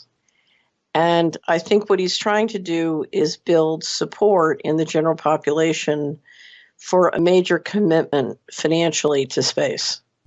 So he's trying to build popular support for a bigger military budget and more investment in space, including privatized investment in space that's supported by the government. So part of it is, whipping the crowd up to go along with where the leadership has already gone, but they want to do it more overtly. So they want to make the space investment more overt. They want more popular support. Right, the whitewash model. Right. Well, I wouldn't say it's whitewash. If you look traditionally, the population has not been on board for the kind of major expenses I think that they've been spending. And there needs to be a real, Kennedy did a great job of getting everybody geared up. Yeah. I think part of this is Trump understands that for the U.S. to maintain its position in the world, it has to win its space and it has to win its technology. And Trump is a showman. He's a promoter, and he's trying to promote and get the country behind doing that. But you think he even knows how deep it goes? Absolutely. Okay.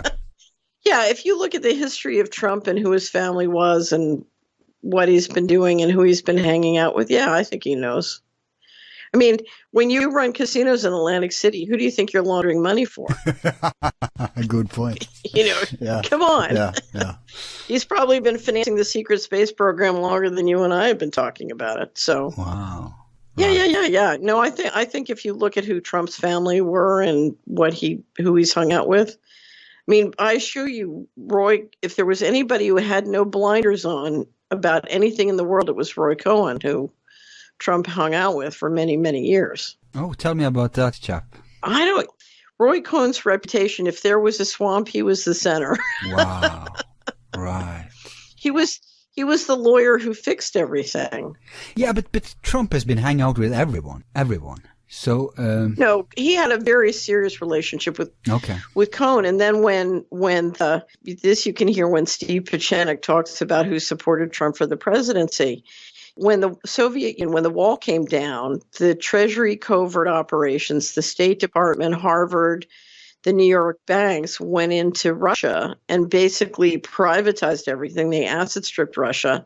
And to do that, they teamed up with the Russian mafia. And as a result, they ended up laundering enormous amounts of money in through those networks. Now, the important thing to understand about the Russian mafia is it's 99% Jewish. There's a great book by Robert Friedman called Red Mafia that can really help you understand this whole background, or Ann Williamson's information on the rape of Russia. And that's why you ended up with these rat lines from Russia to the Ukraine to Israel and right into New York and the Wall Street investment banks. But you saw a ton of money pour in with the Russian mafia, and every real estate developer in New York was lining up to get that money. And of course, Trump was one of them. Yeah.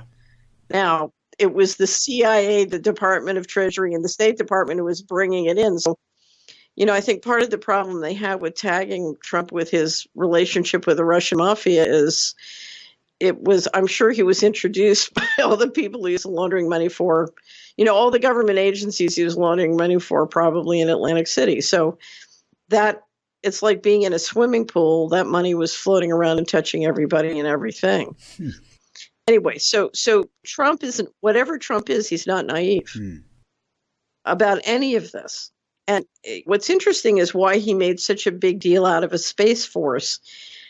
Because if you're in the Pentagon and you're Jim Mattis, the last thing you need is another reorganization. Reorganizations take a lot of time. They're very expensive, they're difficult, and trying to take whatever's going on in the Air Force and move it, or the Navy, and move it up and out into a separate bureaucracy is enormously difficult and a comfortable thing to do when everybody in the swamp is in the middle of a fight. Right.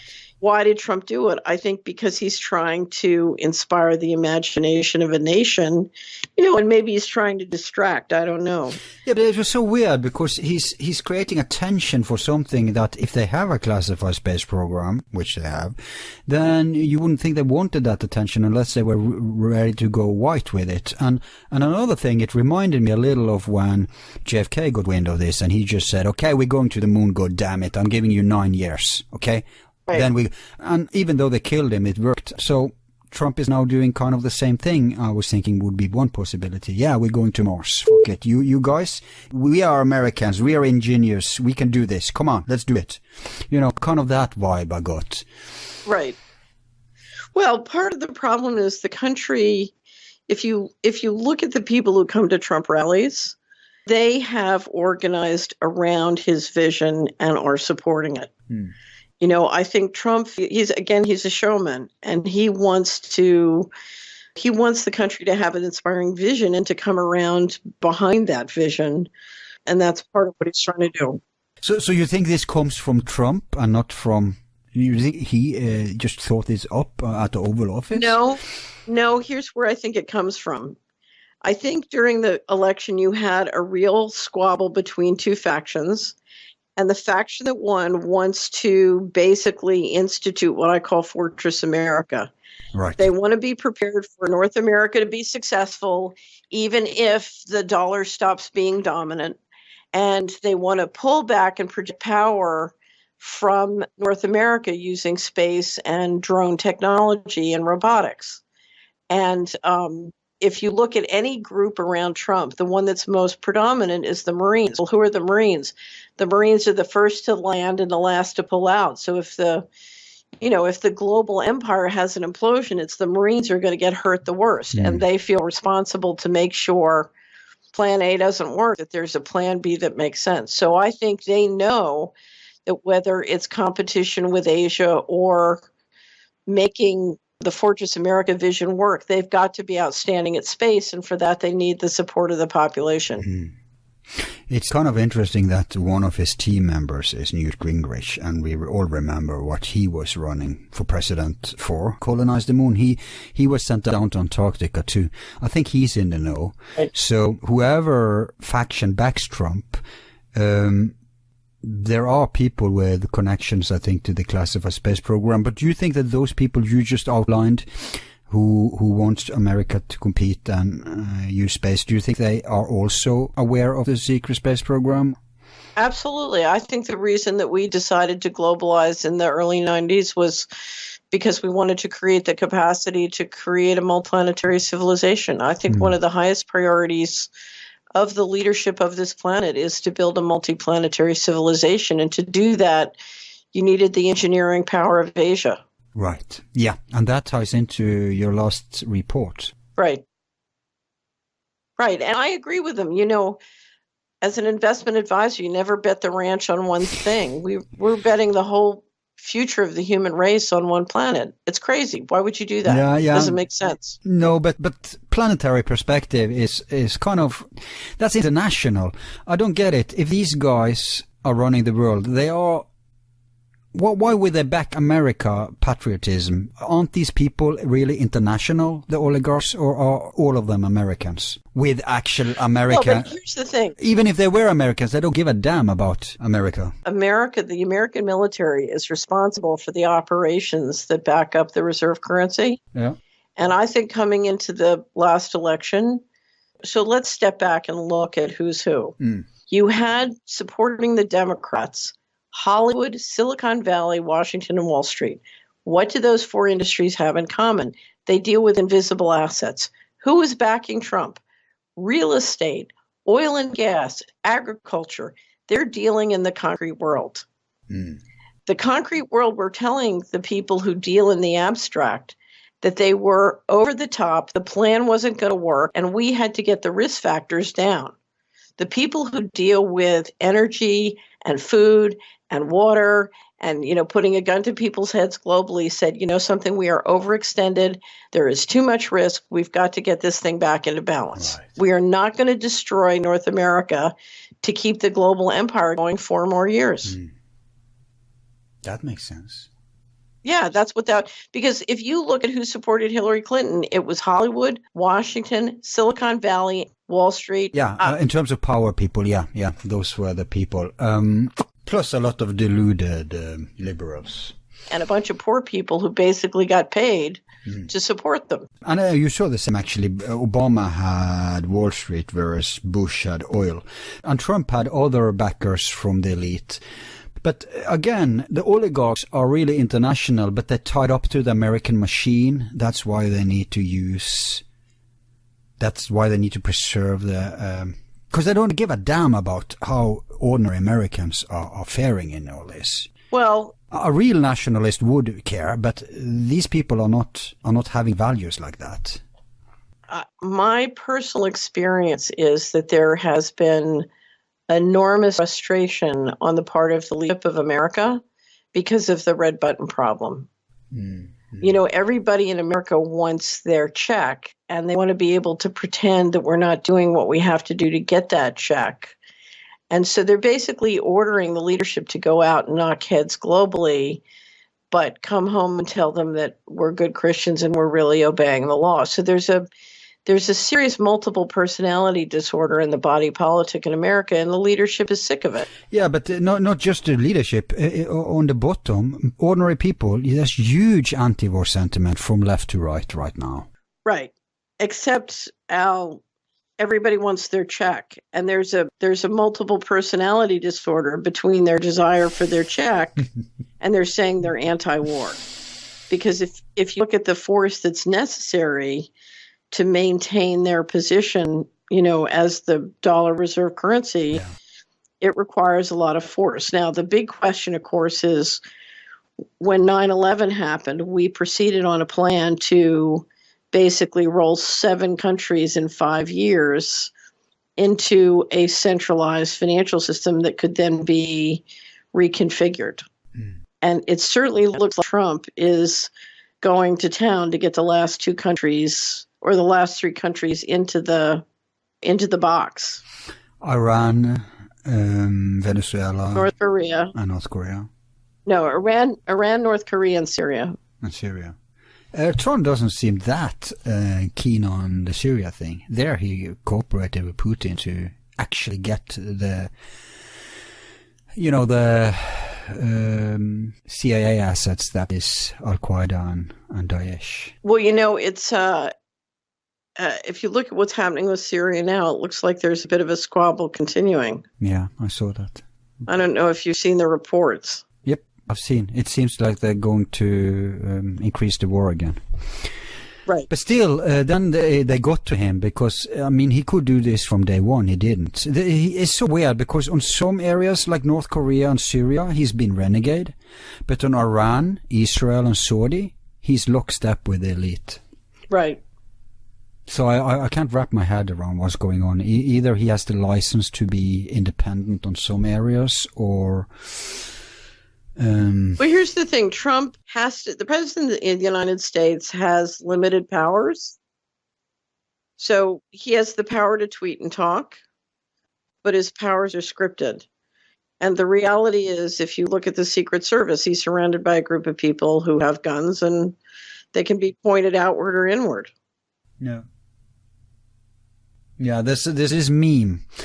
They say that as soon as someone wins the presidency, what happens is that they're taken into a room where they put on a movie, And that's the Lost Zapruder film where you see him being shot from 4 or 5 angles. Right. No words are exchanged. They just show that movie and that's it.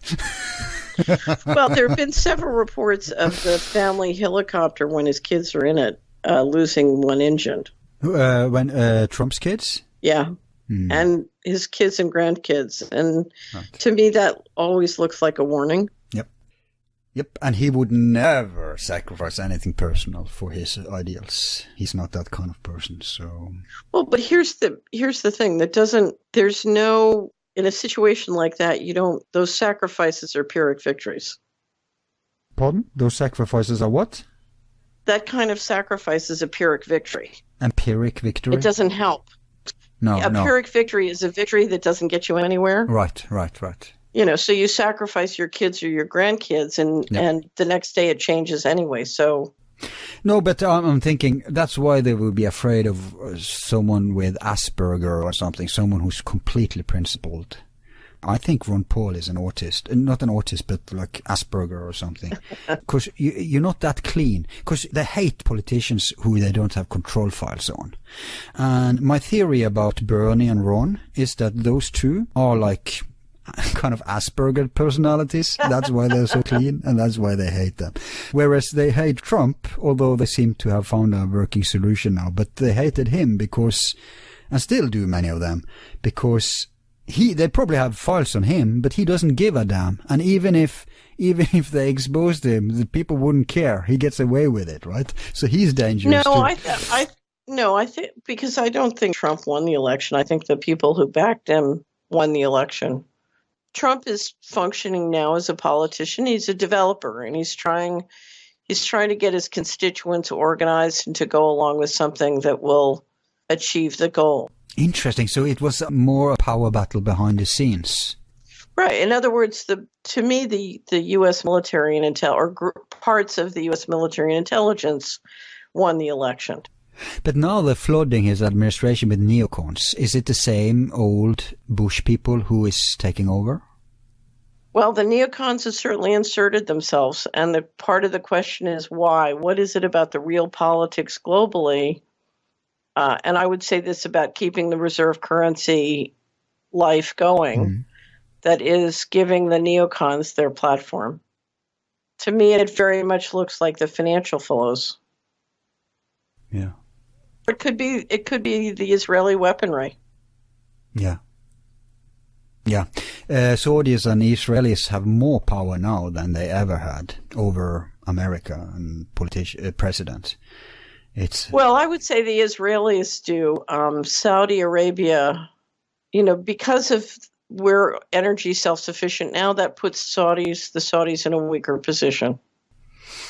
Yeah, and we have also this weird stuff going down in Saudi Arabia where this disgusting young prince or whatever he calls himself has taken over the assets. Yeah.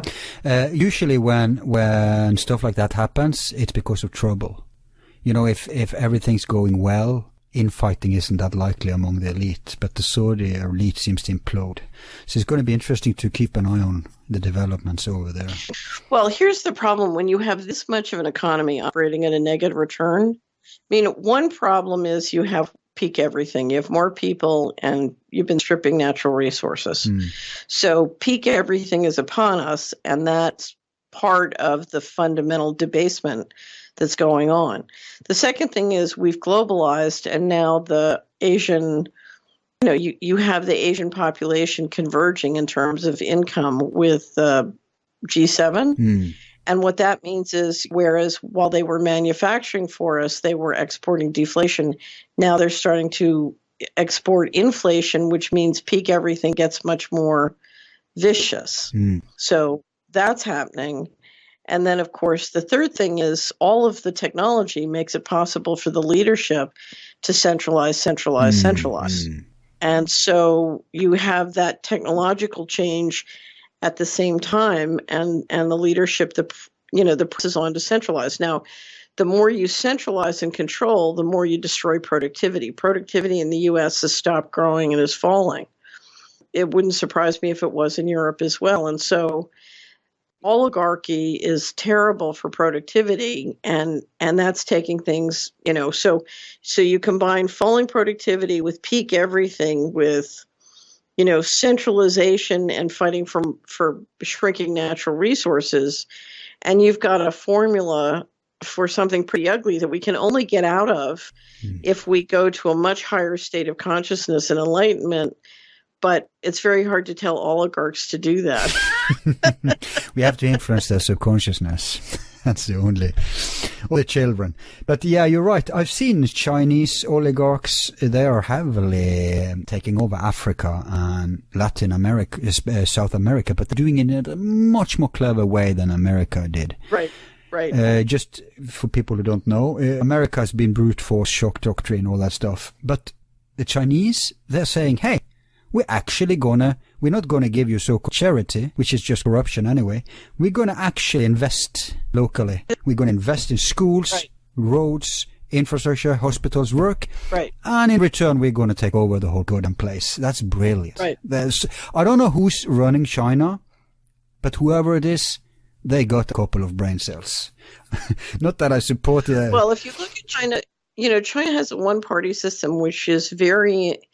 it implements strategic plans. It does planning and implementing plans very intensively. And if you've ever sat down and read their plans, they're quite remarkable. Hey, America has a one-party system too. Come on. Well, I would say America has a secret society system, and they seem to be fighting with each other right now. Yeah, I like that. Well, we'll see what will happen. I have one more issue we should touch. Okay. And last time I had you on, we did this, the fun stories, the cozy stories, the exceptional stuff. So you talked about that you want to see an alien. This time, I want us to end with this story you mentioned to DJ about one of our space, I think it was Voyager. Right. So this is the Rings of Saturn story. Right. For many years, I had been trying to understand why financial fraud suddenly exploded in the 80s in just, because you had to get a very large number of people in the establishment to go along with it. And that's a lot harder to do than you would think. And I could never figure out what the problem was. And then I watched a fascinating interview with Norm Burgum, who was an engineer who worked at Ames and other parts of the space program, and wrote a book called The Ringmakers of Saturn. And what he described was that, and if you read his book, it's very subtly done. Mm-hmm. He described as the Voyager went by the rings of Saturn. What they saw were called the things in the ring. These huge plasma-based spaceships docking in the rings. The theory they believed, the people at Ames was, I think it was Ames where he was at that time, thought that they were basically docking and getting energy from the ring. They were kind of charging again. So we're talking active stuff, not ruins. You're basically talking about, spaceships the size, tens of thousands of miles long kind of spaceships. Yeah, but that were operational. Yeah. Wow. Yeah. And I listened to him and I realized, oh my God, if that is the truth, if that's what they saw or thought they saw, that would explain why the entire establishment just went into alpha male panic and said, get me as much money. I don't care how you do it. This is a crash emergency secret plan, because the history of advanced civilizations meeting primitive civilizations, it never works out well for the primitive civilization. Never. No. And so one theory, they said, we are going to spend whatever it takes to get our little tuchus up to advance before these guys destroy us. Yeah. But they're stupid, because these guys have been there all the time and they haven't destroyed us yet. So just because we discover that there's something out there doesn't mean that anything changed. But let me explain human nature. Once upon a time, I went to Stanford Summer School in the summer of 1978. Was it 1978? Yeah. No, it was, I'm sorry, the summer of 1970. And I rented a horse at the Stanford Stables, and my roommate had a St. Bernard named Phobos. And the St. Bernard was the laziest dog I'd ever met. He just would lie down all day. He never moved. Yeah. And so one day we took him to the stable. I was there to go ride my horse named Santos. And I got out of the car, and I walked Santos out of the stables, and Phobos, this dog that barely moves, went crazy and tried to kill my horse. Jeez. I've never seen, he turned into, like a couple 100 pounds of raging, foaming. He turned into his name. Right. Exactly. And I realized it was because for the first time in his life, he saw a dog bigger than he was. Right. And I think what happened was, you had a reaction, or my theory is, you had a reaction of fear and sort of alpha male panic that would explain the explosion of fraud that happened in the 80s. Yeah, could be. Anyway. But they're still stupid. Even if that's what happened, they're still being stupid. No, they're not. Well, that's a whole longer conversation that we should have. But what I would recommend is you get a copy of Norm Berg's The Ring of Saturn. It's a fascinating book. And, of course, when you now read stories about the Voyager going by Saturn, they say something happened and the camera shut off and it was broken, wasn't working. Exactly. I think Richard Hoagland has reported about this too. I think I've heard, that's where I first time heard about it. But it dovetails with all the weird anomalies. I'll give you one example. And this is a matter of fact. You can see it yourself. There's published pictures, I think it's NASA pictures, where you can see huge objects, lack of a better term, objects going into the sun. And sometimes coming out on the other side. Really? Huge. Planet-size objects, almost. So, if I didn't know about this thing, I would be much more skeptical to the story about the huge stuff at the rings of Saturn. But I already knew there's stuff like that out there. Right. And God knows what it is, who it is, whatever it is. But if it's operational, I can see the panic, yeah. Oh, I think it's fair to say that there's a lot going on in the galaxy. Yeah. Or like we used to say, between Earth and heaven. Yeah. We when I was down in the Australian outback, we took two groups down to Uluru in May, and had a marvelous time. Richard Dolan came down. It was Richard Dolan, myself, and Jason Bawden-Smith. And one of the things we did twice, the first week and the second week, is they had this wonderful dinner. It's this 4-course dinner under the stars at night out in the middle of the outback. And you hear stories from the Aborigines. And one of the stories is that the stars... Oh, wait a minute. This is, you hooked up with Gordon White too, right? Yeah, Gordon was there. He told me about this before it happened. When he interviewed me, he said this was going to happen. Okay, cool. Go on. Yeah, and it was fabulous because we had Gordon and several other people who were very knowledgeable about ancient history. And so the discussions were absolutely fascinating. Anyway, but so we're sitting under the stars, and the story is that actually the stars are campfires in the heavens where our ancestors are waiting for us to join them. That's beautiful. Right. It's all a matter of perspective, I guess. But I think it's a perfect end to the show today. As usual, we leave them with more questions than answers. But that's the way of development, of evolution, isn't it? Yeah, absolutely. Yep. Absolutely. Anyway, I think you'll really enjoy Joseph's new book. Oh, yeah. I'm so looking forward to it. Yeah, it's really... Because I didn't know what it was about, because last time I talked with him, I had him on not long ago, but that it wasn't out then, so it was a big secret. But it's a continuation of the last one, which was about Hess, right? Well, it has some references to Hess. He really needed to do Hess first. Yeah. But I don't want to give it away. You just have to read it. I think it's the best book ever written on mind control so far. Okay. That's saying something. Is Richard Dolan's False Flag book out yet? Do you know? Not yet, but... Because that's taking forever. Well, they just keep happening, and he keeps trying to keep up. He stopped and he did that documentary, which was fantastic, for Gaia. And he's trying to negotiate out the 5 that they wouldn't publish. He said they were the 5 best. Wow. So, yeah. Because they're controlled, or why wouldn't they publish it? I'm assuming they were too controversial. Right. I'm assuming. I don't like Gaia TV. Well, that was a wonderful series, though. Yeah, sure. A Richard Dolan production, doesn't matter where it's sent. I mean, it's going to be good. That's true, yeah.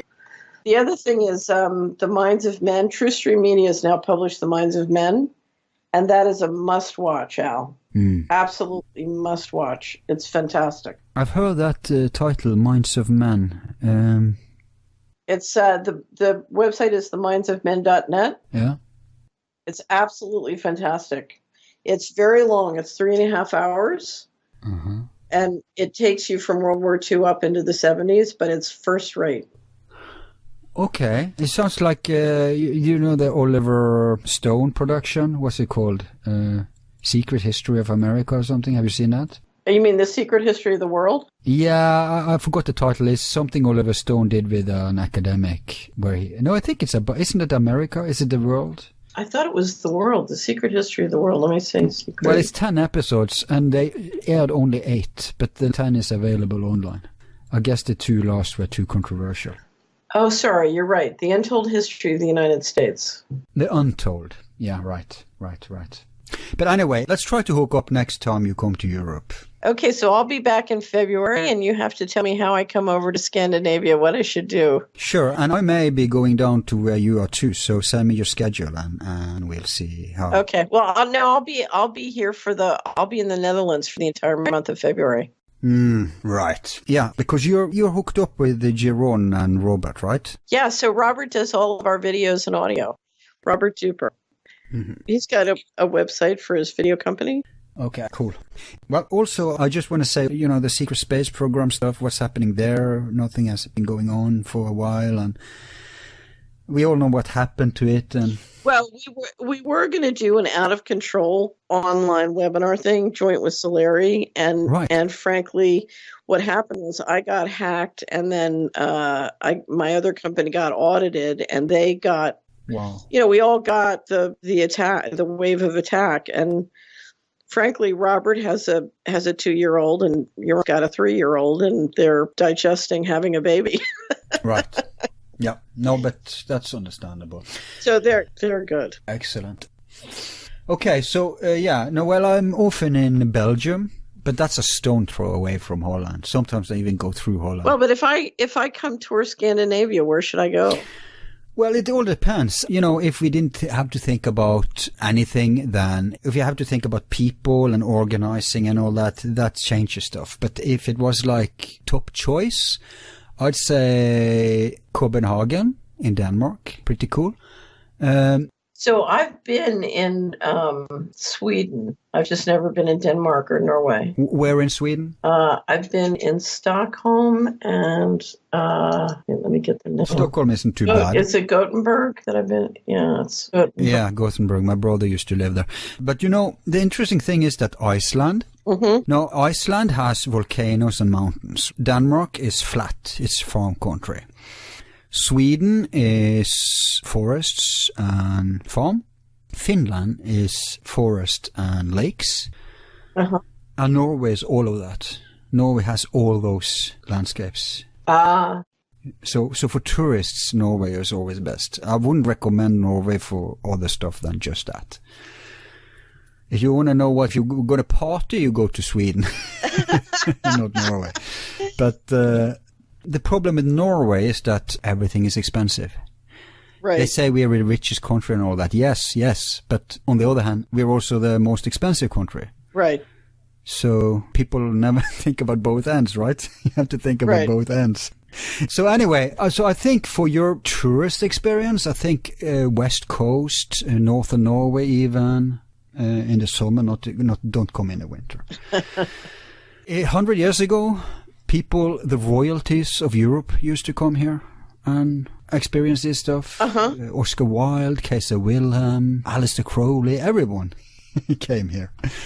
Right. to see these things. But now nature isn't that high in stock anymore, and I guess we have other distractions. Yeah. So that I would do for sure. Maybe even a cruise on the coast, see the fjords, all that stuff. You were in Australia, but you weren't in New Zealand, were you? Yeah. I stopped in New Zealand for a week on the way back. Okay. Because you know Lord of the Rings, you've seen those movies? Yeah. When he wrote that, what he had in mind and what they emulated in the movies, although they did use New Zealand landscape, but he had in mind Norwegian landscape. That's what they tried to imitate in. Okay. And because Peter Jackson is Australian, so he went to New Zealand to do this. Right. Well, I've certainly seen the pictures of how beautiful Norway is. Yeah, so it's Argentina, Norway, New Zealand. We have like these kinds of nature landscapes. So. Right. And Oslo has most people. So stuff is happening in Oslo. That's where we could, attract more people. But for your experience, Bergen would probably be better. Okay. Bergen is definitely the tourist place to go to. So I'll be happy to, guide you. Bergen is my hometown. So you live in Bergen? No. But no, Bergen is a very cozy city, beautiful city. So it's a coastal city. Yes. But Oslo is so ugly because what happened was that they let these contemporary architects run havoc with it. Ooh. They tried to do it with Bergen, but they were mass demonstrations. They're so provincial in Bergen, so they're protected. But in Oslo, they just raped the city, so it looks terrible today. Right. Well, okay. So it's left for me to thank you from my heart that you could do this in a very short notice even. So tremendous. It was a pure delight talking with you today. Okay, well, I hope you don't get demonetized. This time I'm going to be smarter with the title and the descriptions. But they may pick it up anyway, and it will be. We'll see. Okay, you're great. Thank you very much. Okay. Bye. Bye.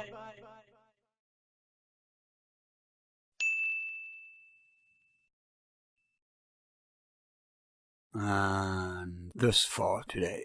Now, like I said in the introduction, these weird sound disturbances were not detectable on the line when we talked together. They were only there in the raw recording and was not brought on by any fault of our own. And it has happened a few times before. It happened in another recent show we had about Syria. For some reason, it only happens in controversial shows. So, we have different choices. We can either delete the whole thing and then try a new recording, but not only does it delay stuff, but it's kind of impossible to reconstruct because we don't have scripted shows, so it's all to do with the fire of the moment, and that can't be reconstructed, and it's too bad to let it go. So I'm more of the kind of person who rather slaves around hundreds of hours to fix these things, just to preserve what we got, even if it's not really worth it, even if we could make a new one. But also the spark is kind of gone. If you've discussed something already thoroughly, doing it over never works as well. The freshness is gone, the enthusiasm is gone. It's feeling more like a rehash. That's what I hate. And I'm doing these shows for the pleasure of the genuine discussion. So no, I rather slave in editing to fix it. And if that's not enough, like we also mentioned in the show, it's almost guaranteed to be demonetized. We can discuss anything we focus upon that is not immediately subversive to the current status quo of the world today will pass. But anything to do with social realism and politics and economy that attacks the establishment is automatically demonetized. So in that context, it's very important that people, if they want to have access to free, genuine information that is not manufactured, and especially system-critical information, that you make us independent of demonetization by donating. And also, just as important, spreading our shows. It's only by word of mouth we can do this. And I see many shows out there who has many more subscribers than us, dealing with more or less related topics, so I know we have huge potential to grow further. But it can only happen if you help us. And it will mean that we can produce better shows, we can get better equipment, we can afford that. It means we can make more frequent shows. And especially it means that we can start to get on really big and interesting guests. Because not everybody is as generous with their time and priority as Catherine. Some will only come on if we have a certain amount of subscribers or viewers, listeners. So if you do your part, we'll do our part. It is a synergy. Nobody is independent of their audience.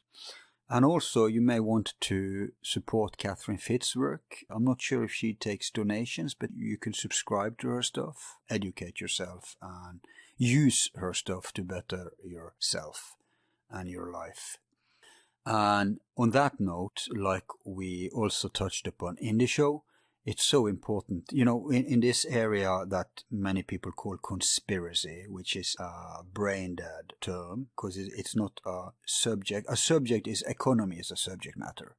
Science is a subject matter, and then conspiracy may be an aspect within such a subject matter.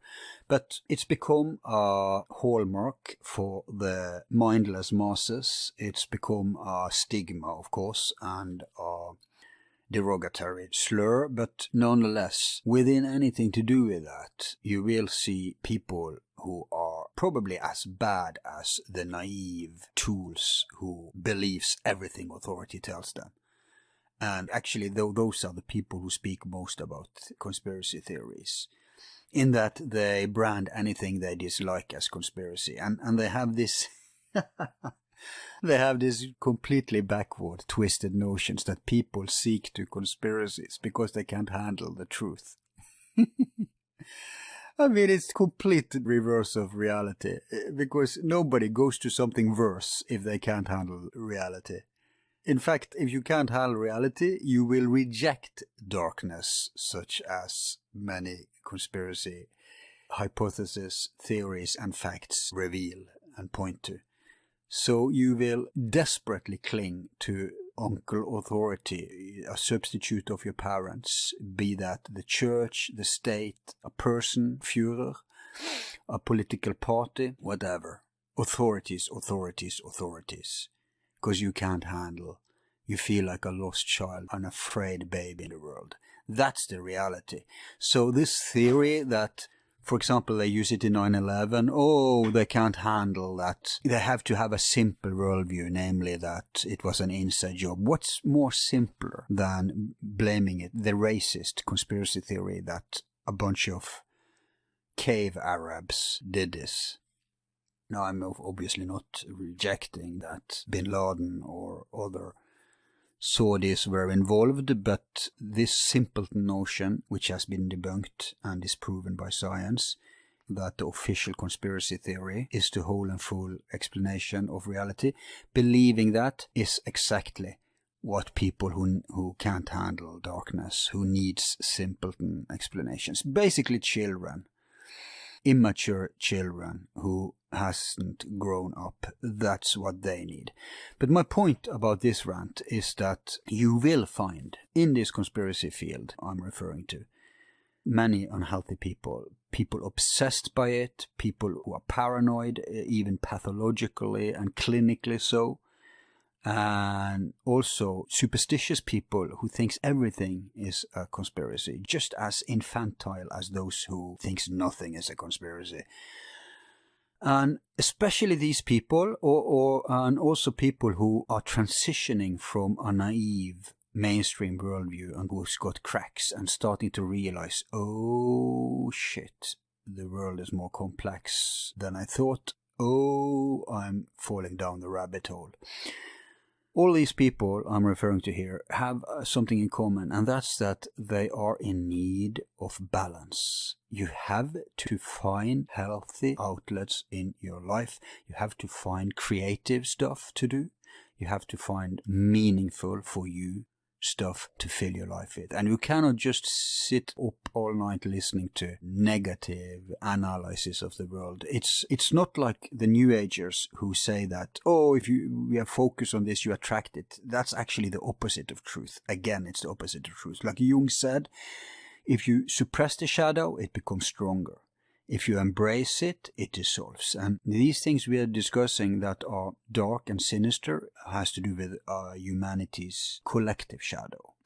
And so don't take in more than you can handle. That's my message. I've been teaching meditation for many years, and I can tell you there are many effective ways that you can apply so that you don't get a soul poison from this. Because many people, they despair, they become depressed, they become cynical, they don't know what to believe anymore, and they don't believe anything, and actually that's healthy. We should never believe. Belief belongs to church. We should know, and we should strive to know, and when we don't know, we don't have to make our standpoint. You don't have to put something in a box that's either true or false. If you don't know, you don't know. And embrace being in that agnostic position until if you can't handle that, well, then do something so you accelerate your insight so you do know. And if you don't have the time, energy, expertise to do that, well then, just accept that you're in a liminal state where anything is possible and have an open mind until it's verified and you do know. And of course, source criticism is important. Rationality is important.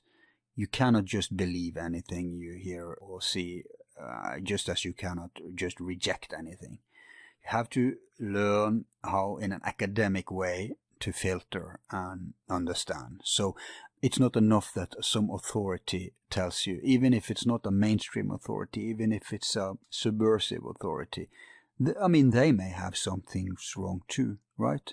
That's why we have a lot of people, so we can get different aspects of this and provide different angles and get a more coherent picture, because nobody has all the puzzle bits. But in this, like I said, belongs your own healthy, sound lifestyle.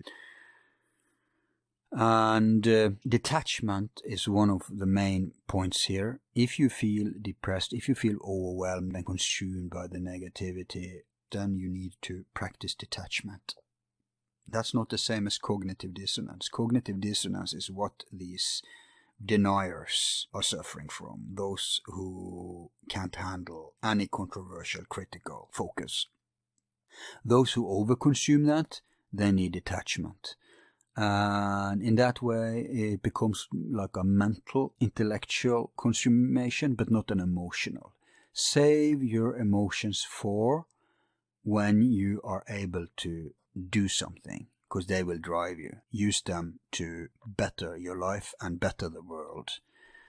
And otherwise fill them with positive and constructive matters. And do take up meditation if you have no experience with that and you are in the target group of whom I'm talking about, to see if that helps. And there's a lot of other ways to do this too. And creativity is one of the most important tools to improve life. Now, the difference between an emotional approach and a mental approach or mere intellectual approach is conveyed in the old saying, the world is a tragedy to those who feel and a comedy to those who think.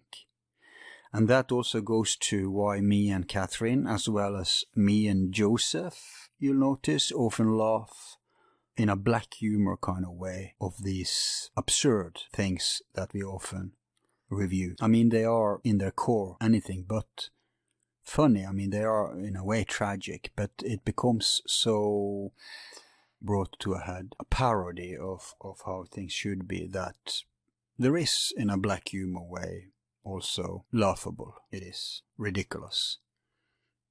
So it's healthy to be able to laugh of these insane affairs of the really sick people in the world who, with all the money and power, is doing the different ways of destroying our humanity, the planet, society, nature, whatever. So, yeah, and they fear being ridiculed, by the way. They are so pompous and they are so full of themselves, so we should laugh off them and at them, and hence undermining their invisible power, as well as trying to undermine their physical power. But information war is very important in this, so help spread our shows and do educate yourself further in this series, and do support us so we can go on with it. We will revisit subjects that has to do with how to improve, but not necessarily in this series, but we do have like our philosophical series, and culture is going to be, it's such an important battlefield that it is going to be an area we're going to inject more programs into. So we will also try to balance a little between the so-called negativity and the inspirational stuff, the constructive stuff. That's it for today. Thanks for hanging in there. I've been your host, Al. Thanks to your invaluable support in so many ways. And that also goes for my team. Until our paths cross again, be seeing you.